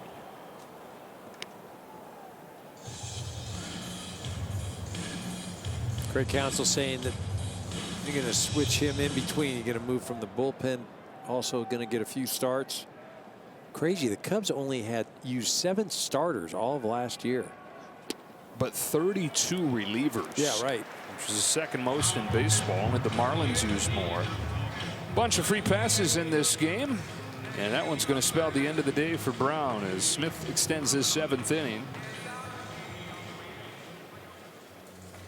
That's the 7th walk the Dodgers have taken. That's it for Brown. Max Muncy will bat when you come back. World Champion Dodger Baseball on Sportsnet LA is brought to you by Jack in the Box. The Smasher Jack is back with so much more beef. Back in Tokyo, Eli Morgan is on to pitch out of Palos Verdes Peninsula High School, making his Cubs debut here. 4 seasons with Cleveland, career year last year with that 1.93 ERA. And he's on to face Max Muncy. Dodgers up 3-1, top of the 7th. Muncy grounds the first pitch that Morgan throws to the second baseman, John Birdie. And that sends this game to the 7th inning stretch. Dodgers with a 3-1 lead, trying to win the opener in 2025. Opening week presented by Bank of America is coming. Don't miss out as we celebrate your world champion LA Dodgers with exciting giveaways, special events, and much more. Visit Dodgers.com/promotions. Back here in Tokyo. Bonda goes 1, 2, 3 in the 6th.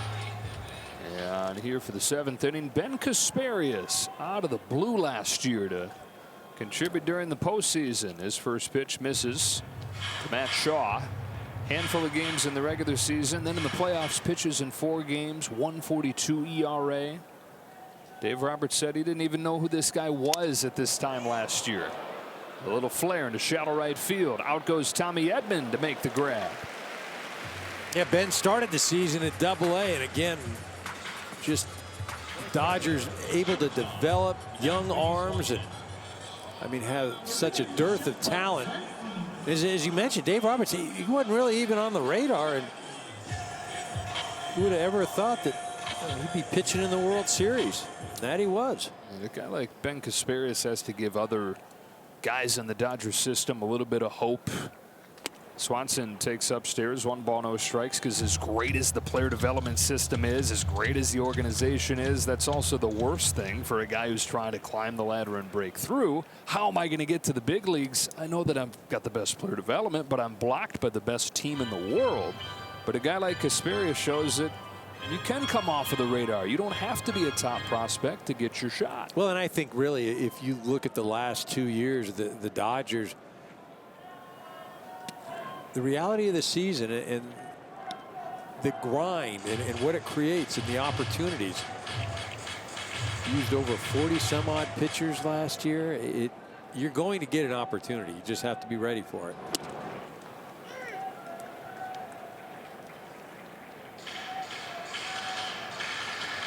It started with a rotation where they had 12 different pitchers go on the injured list last year. Smack deep to right field. Hernandez going back to the track in front of the wall. He's got it for the 2nd out. Swanson gives it a ride, but Hernandez is able to track it down. Well, just to expand on that thought, you think about it, last year the only guy that pitched in the postseason that was in the rotation at the beginning of the year was Yamamoto. Right. And that's a world championship ball club. And so that was a big focus for Andrew Friedman in the front office this offseason. Win a championship, but add aggressively, especially to the pitching staff. Crow Armstrong with 2 out. Hammer of a curve for a strike. Of course, added Snell and Sasaki to the rotation. Tanner Scott, Kirby Yates to the bullpen.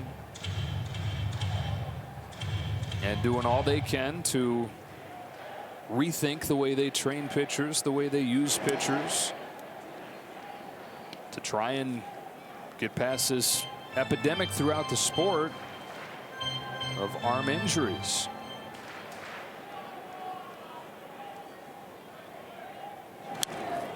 One and 2 on Crow Armstrong.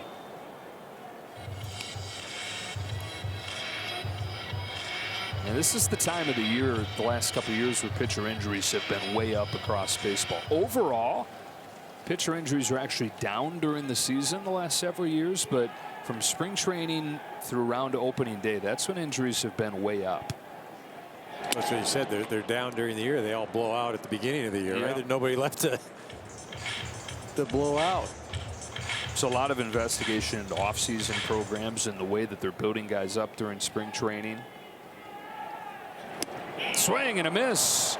And Kasparius with a 1-2-3 inning. The Cubs have not had a base runner since the leadoff single in the 3rd. Dodgers a 3-1 lead to the 8th. World champion Dodger baseball on Sportsnet LA is brought to you by Morongo Casino Resort and Spa, celebrating 20 years of good times. Kike Hernandez takes strike 1 from Eli Morgan. Major League Baseball has Babe Ruth, has Hank Aaron. Japanese Pro Baseball has Sadaharu Oh. 868 career home runs in his time with the Tokyo Giants. Baseball royalty who is in attendance today, and a lot of the former big leaguers over there to get the picture taken with Mr. O. Dave Roberts on a trip to Japan this offseason got to sit down and have dinner with Sadaharu Oh. developed his swing by suspending a small piece of paper from the ceiling and swinging at it with a sword. And the only way to slice the piece of paper correctly was to swing down and to really snap his wrists. And so the guy who hit more home runs than any pro baseball player ever, swung down and wrote a book about hitting that he called Downswing. A lot of the hitters in Japan have followed his lead in that regard. Hideki Matsui talked about reading that book and developing his swing based on O's hitting philosophies. A legendary playing career, went on to manage the Giants for a time. I had an opportunity to learn from one of his disciples, Reggie Smith. Reggie Smith played with the Dodgers, obviously, in the late 70s, and great switch hitter. But he ended his career playing for the Giants over in Japan, and he later became a hitting instructor with the Dodgers, and he worked with the minor leaguers and myself and Mike Piazza. And he would talk about his practices and how he would approach things, and you mentioned swinging with a sword. Not sure exactly what the issue is here, but I guess that maybe that'll tell you there. The pitch clock out. Pitch clock not working. Bill Miller talking to both teams about how they want to handle this. Now Dave Roberts brought his son Cole to Japan on that trip, and Cole sat next to Mr. O, and they talked hitting, and he said his big thing was, in everything you do, focus on hitting the center of the ball, the very middle of the ball. It's a guy you think home run hitter, brute force, but he focuses on swinging down, slicing a piece of paper, and focusing on the center of the ball.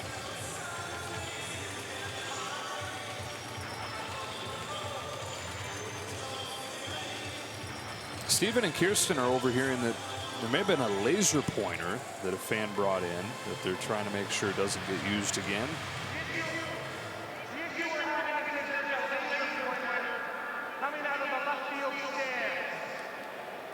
This is a glimpse into something we're going to see a little more of this year. Umpires getting on the microphone, sharing with the crowd what's going on.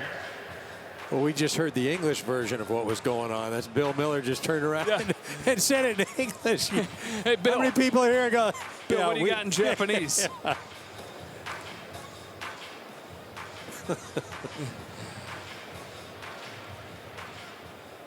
Talk to the umpires about, okay, well, how do you feel about doing this? Okay, we can probably do that. Okay, but you're going to have to do it in Japanese. Can you do that? 2-0 on Conforto.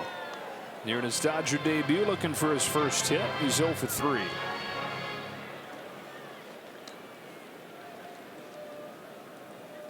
On a 2-0.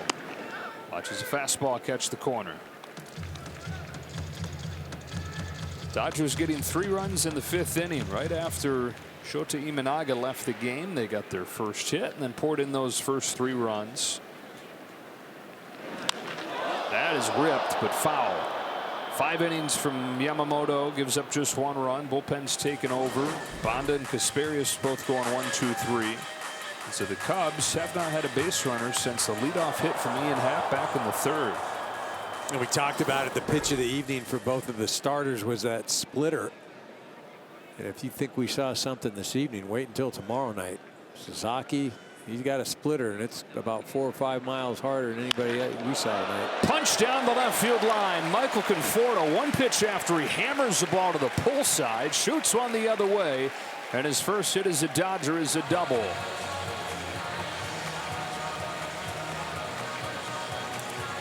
Got to be happy to get that one out of the way.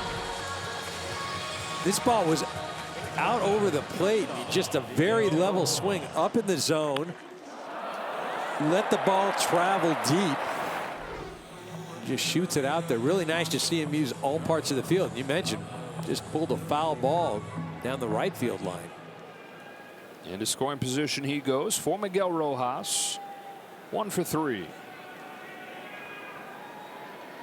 Starting for Mookie Betts today. Dave Roberts mentioned before the game, Betts flew home, landed today in Los Angeles. I talked to Mookie today, and He said he's feeling all right and feels like he's headed towards being ready to play against the Tigers for the home opener. But this thing took it out of him. He was 174 when he stepped on the scale at the end of spring training in Arizona. He was starting to not feel well, but hadn't really seen the effects yet. When he pulled the plug on playing here, he was down to 161.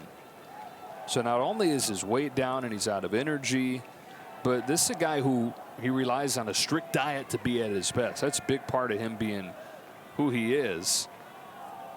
He's fighting this bug, trying to put weight back on, and doing it in a foreign country, food that his body's unfamiliar with. So like Dave Roberts said, was just the right thing to get him back home to rest in his own bed, but mostly to be able to start putting that weight back on and get right eating food that his body's used to.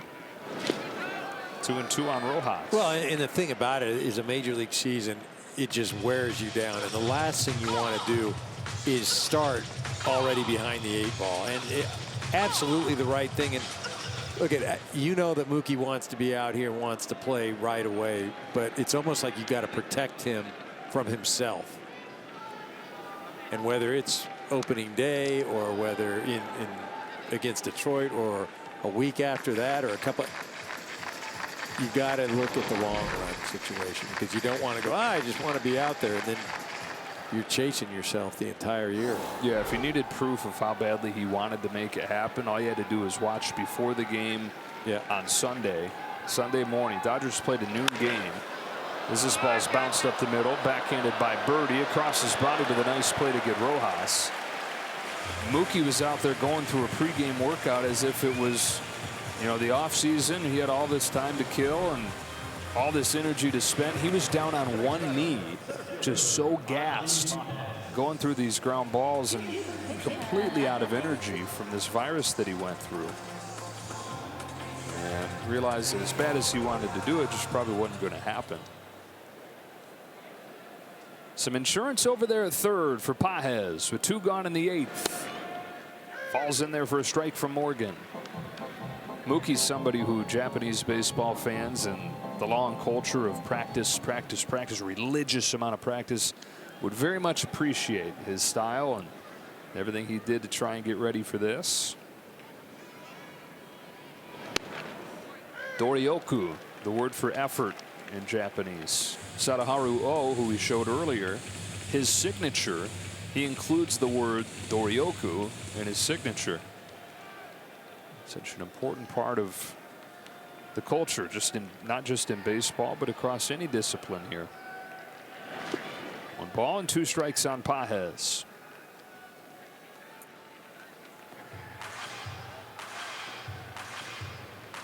Ohtani waits on deck. Pages with a pair of walks today to get Ohtani up there. Trying to extend this 8th inning to give another shot to Ohtani. And a 1-2 from Morgan. Pages shoots it foul.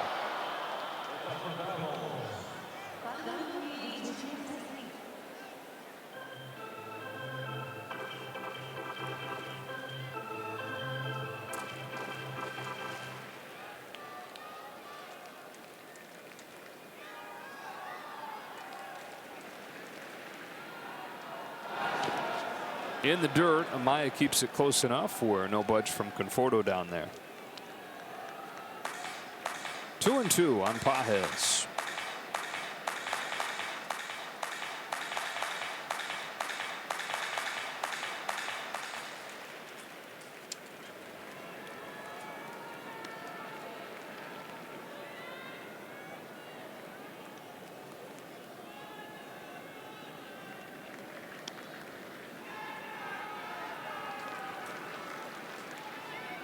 Morgan deals. Pages drags it foul, stays alive.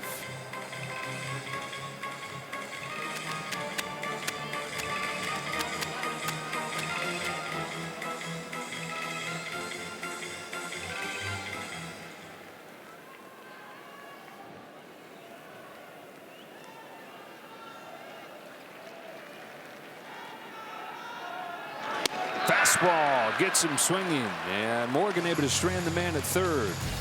Middle 8 in a 3-1 game.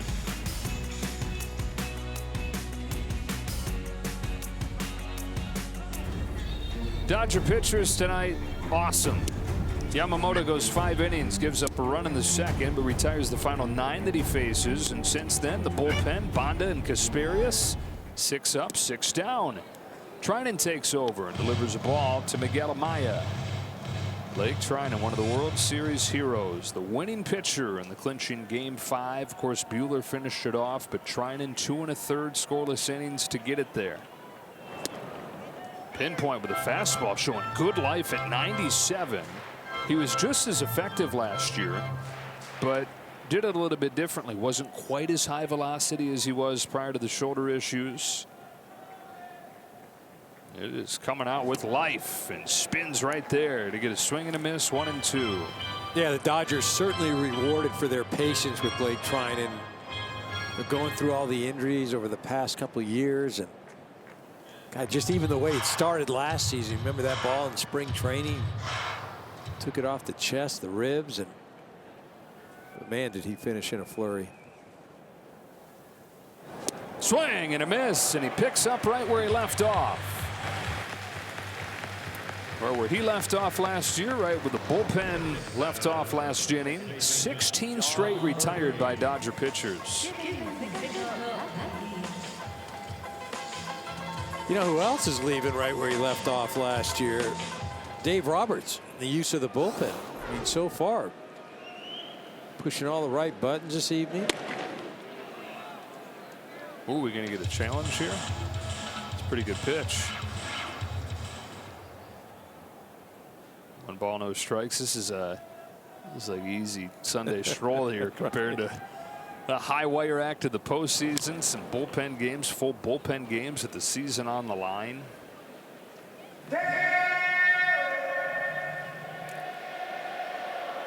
Dave Roberts rewarded for his excellence over a decade as the manager and leading to another championship last year, really guiding the team through what was a challenging season, what was a challenging postseason with the way that they had to piece it together with the pitching, rewarded with the record contract.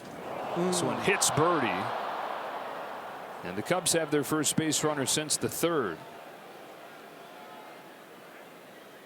Dave Roberts, a 4-year extension through 2029. That'll make it 14 years as the manager. Greg Counsell out to take a look at Birdie, who is only starting because Nico Horner, their normal second baseman, not quite ready after offseason surgery. Tails in and gets him. Got Will Smith too. Nothing great about that one. Tying run to the plate very quickly, and Ian Happ, who's reached twice today. There goes Birdie, first pitch. Will Smith's throw not in time, and Birdie brings his speed immediately to the Cubs. This is a guy who led the majors in stolen bases a couple years ago in Miami. 41 of them. That was before the rules changed, before it was in style to do this. Yeah, when you're talking about foot speed, probably the second fastest player out on this field tonight. PCA, Pete Crow Armstrong, probably the fastest. Ball and a strike on Happ.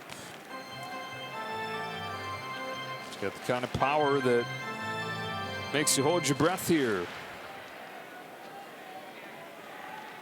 Suzuki waits on deck in a 3-1 game in the 8th.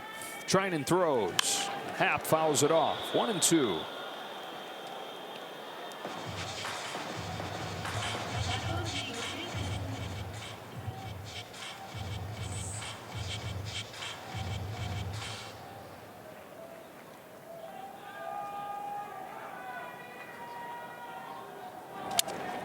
Broken bat, pop foul. In a couple areas, this is where Blake Trinan was at his best last year against the best hitters. Top 3 in the order, had the lowest OPS of any pitcher in baseball. Now with runners in scoring position, opponents were 3 for 52. Back to his high school days, he said coaches tell him, doesn't matter how crazy it gets, you cannot show them that you're worried if you are. Steady as can be. And he said as he at first tricked himself into being steady out there, not letting anything get too big, it became just truly how he felt. Big situation, but no big deal to him. 1-2. A swing and a miss, and a strikeout a Happ.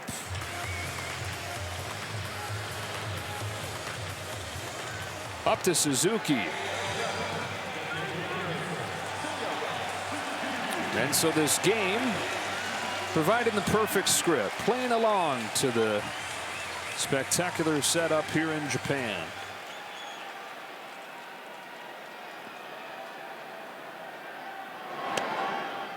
Spins away, ball one. Suzuki's 0 for 3.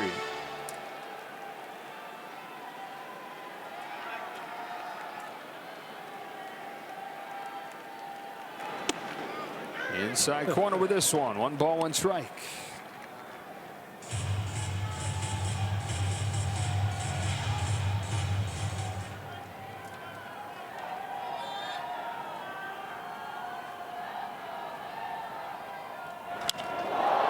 Fastball sprayed foul. 1-2.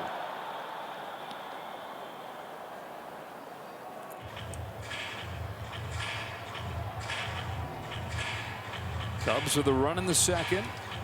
Dodgers get all 3 of their runs in the 5th. Runner at second, 2 gone. 1-2 from Trinan. Off the end of the bat, and the 3rd bat that Suzuki's broken tonight, and Blake Trinan gets out of the runner in scoring position situation as he did all last season. That's how he opens 25. Oh, Shohei Ohtani, so hot right now. Everywhere, in every form, including in the batter's box to lead off the night. He's 1 for 4 in his first game as a big leaguer back in his home country. He singled in the 5th for the Dodgers' first hit of the day and came in to score. Dodgers up 3-1. Top of the order here against Ryan Brazier. His first pitch is inside to Ohtani.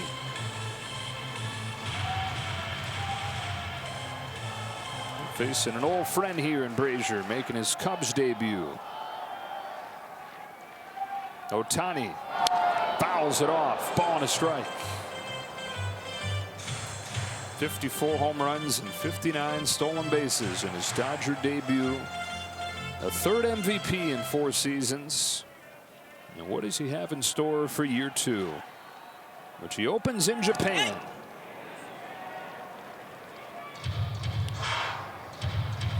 Now we know that he's set to restore his 2-way pursuit.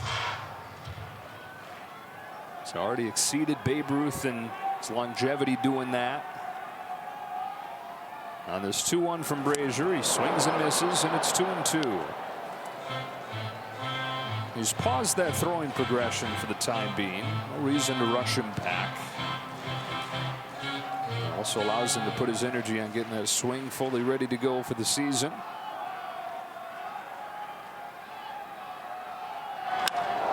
Down the line, his second hit of the ball game. This one goes to the wall. Ohtani starts the 9th with a double. His second hit of this ball game, and his second one clocked at 107 miles per hour.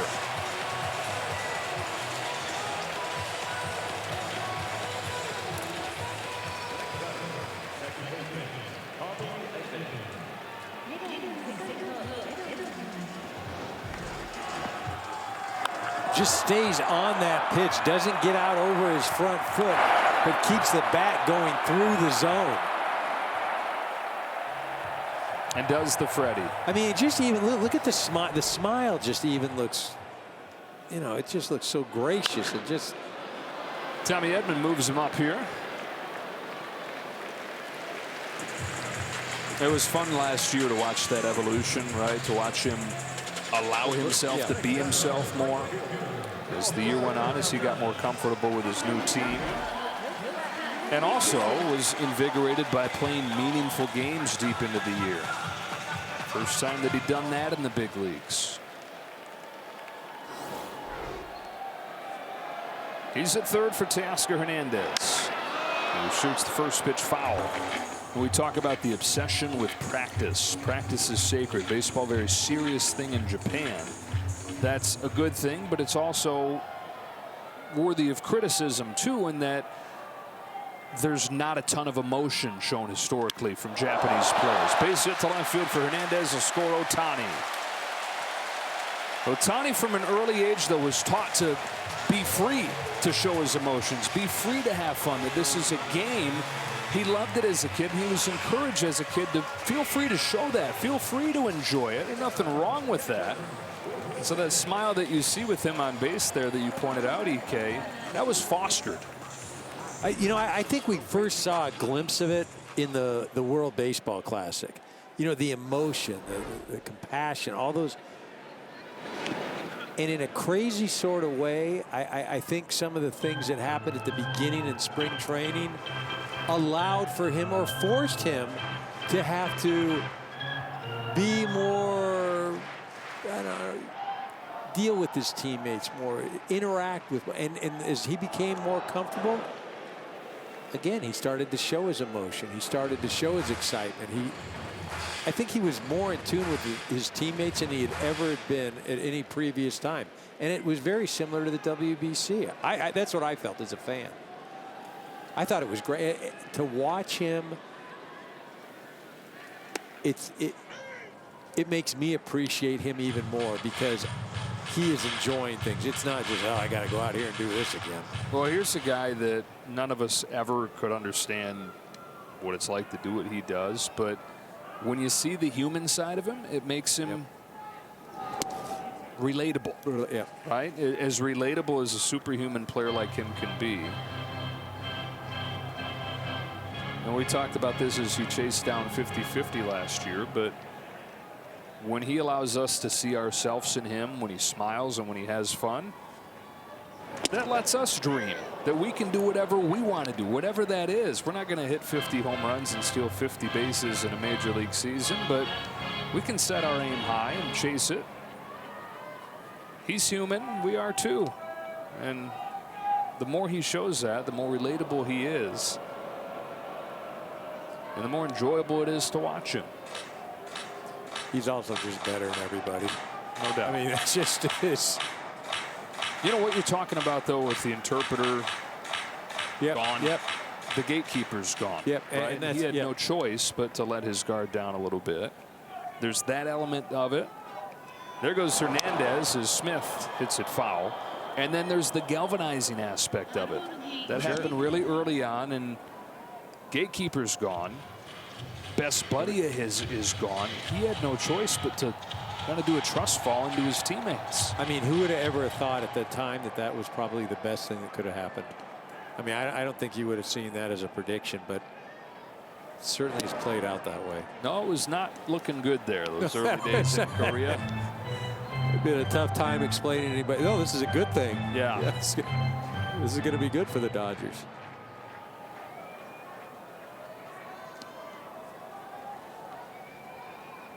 Hernandez off first with one away. He takes off again as Will Smith takes ball 4. How about Will Smith today, reaching base 4 times? Got an RBI single and 3 walks. Dodgers as a team, 8 walks in this game. Tanner Scott getting ready for his Dodger debut.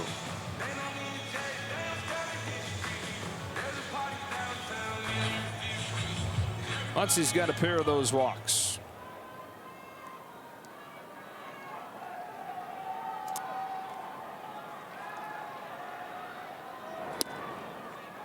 And he watches the ball here.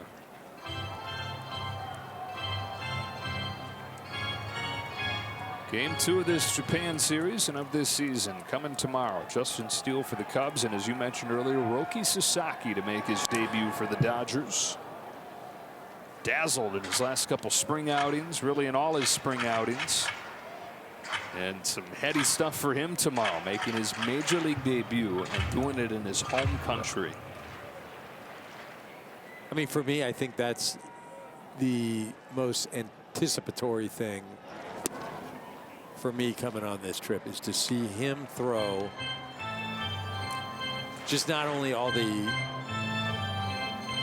the stuff as far as the 100-mile-an-hour fastball, the splitter that's high 90s. But coming back and pitching in his home country, Because if he is anything like what they hope he eventually will be, I mean, you can just seal up the division right now. Still just 23 years of age. Just these huge expectations that he comes with. After a relatively small sample in Japan, he pitched for 4 seasons, but never pitched more than about 130 innings in a season. And he'd be the first to tell you. In fact, he even said, I don't feel like I've done a lot yet. Still feels like he's proven himself, just period. Not coming to the big leagues trying to prove himself, but just period as a pro pitcher. And that is the fuel to his work and to the improvements that we've already seen him make. I think the biggest hurdle tomorrow evening is going to be how he can stay composed on the mound. Because you know that inside, that heartbeat is going to be going a million miles a minute. It would be if this first game was in Sacramento, right? And it's going to be in the Tokyo Dome. Right.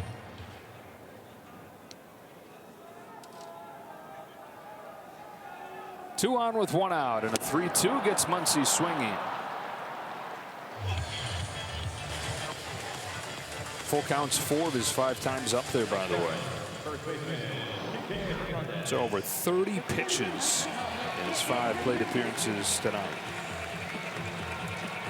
Now the Cubs in the bottom of the 9th inning have 3, 4, and 5 coming up. Some potentially important insurance sitting out there as Kike Hernandez gets ready to hit. Miguel Amaya out for a visit with Ryan Brazier. Says, I know this guy. I was with him all last year.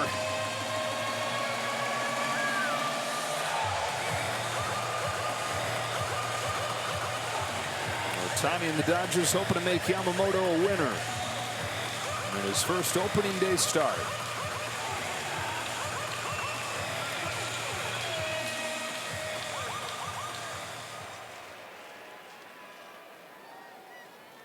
Hernandez 0 for 4 in his season debut. Rips at the first one, comes up empty.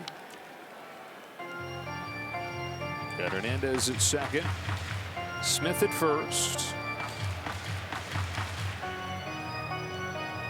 7 hits, 8 walks in this game for the Dodgers.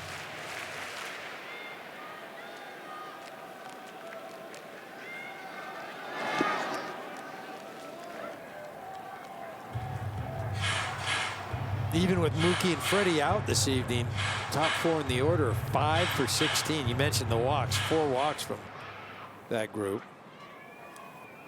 He reached base 9 times.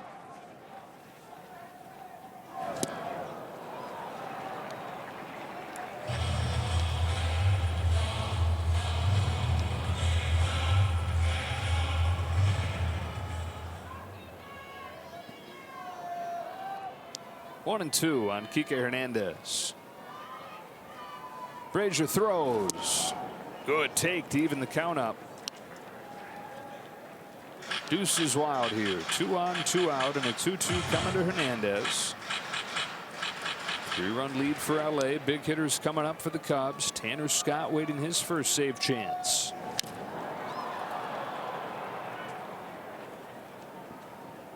Dodgers got greedy putting that bullpen together.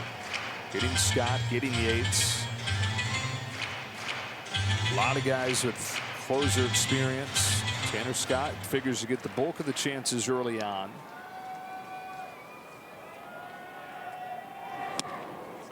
Count is full on Hernandez. We talk about the Dodgers building that bullpen. They had to let this guy go on the mound. Brazier, just because they had so many guys. This is somebody that had an ERA, a sub-2 ERA in 2 years. Yeah. He got DFA'd. He was 6th in the National League in ERA in his 2 years with the Dodgers. Yeah, there may be no better snapshot of how loaded the Dodger roster is and how much work they put into the bullpen than the fact that they cut this guy loose. Runners to be moving with the payoff, and it's lifted to right.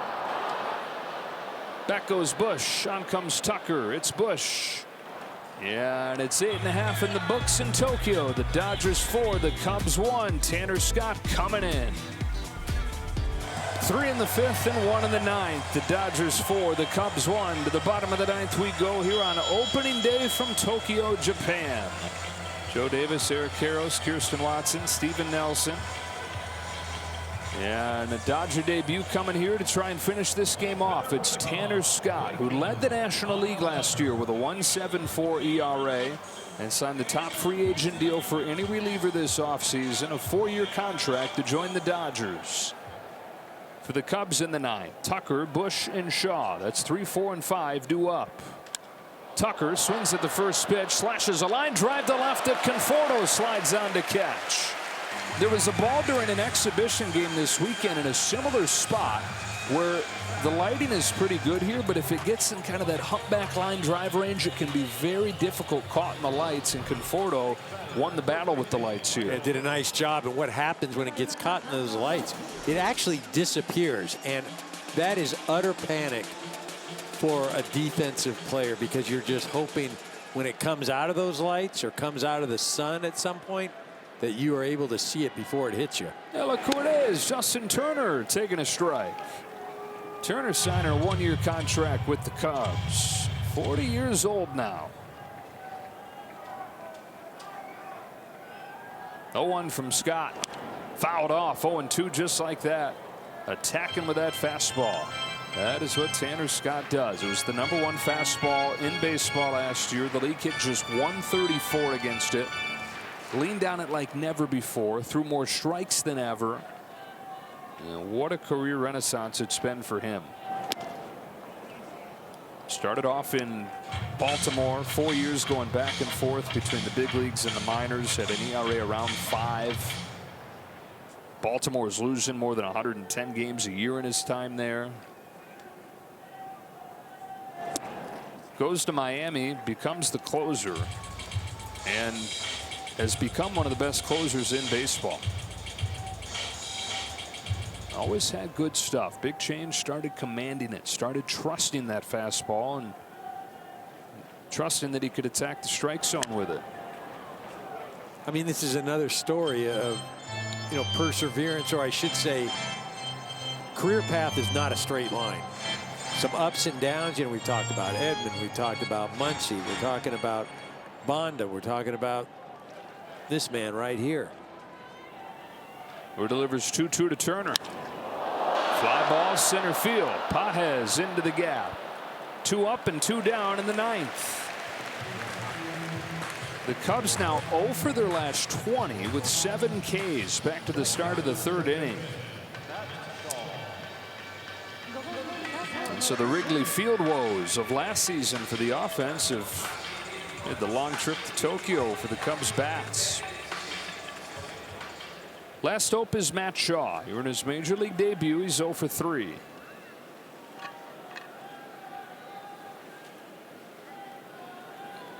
Scott throws. Strike 1. Here it is. Try and hit it. Try and hit it, and you look at him, really unconventional stance. That left toe turned all the way back facing the back foot. And a high leg kick. And he's late on the fastball. 0-2. Cubs got the game's first run in the 2nd. Dodgers took the lead with 3 runs in the 5th. Added on in the 9th. All in support of Yamamoto. 5 innings for him. 4 hitless innings for the Dodger bullpen. 0-2 to Shaw. Swing and a miss. That does it. Dodgers win on opening day in Japan. 4-1 the final score. The offense, 4 runs. The pitching, dominant. The 5 innings from Yamamoto. And then the bullpen, 4 no-hit innings. Just 1 base runner against 4 different pitchers. And the champions start the repeat path with a win over the Cubs. Pitching certainly the theme, but also handed to the Dodger offense. Able to score runs. Weren't banging the ball around the park. Took a lot of walks, but just a great team win. Great way to set the tone for 2025. And they'll hand it off to Roki Sasaki tomorrow for his major league debut in front of another packed house at the Tokyo Dome. For Eric Karros, Kirsten Watson, and Steven Nelson, Joe Davis saying so long from Tokyo. Have a great start to your day in Los Angeles. We'll talk to you again. Game 2, 2 a.m. coverage begins. Either stay up late or just don't sleep.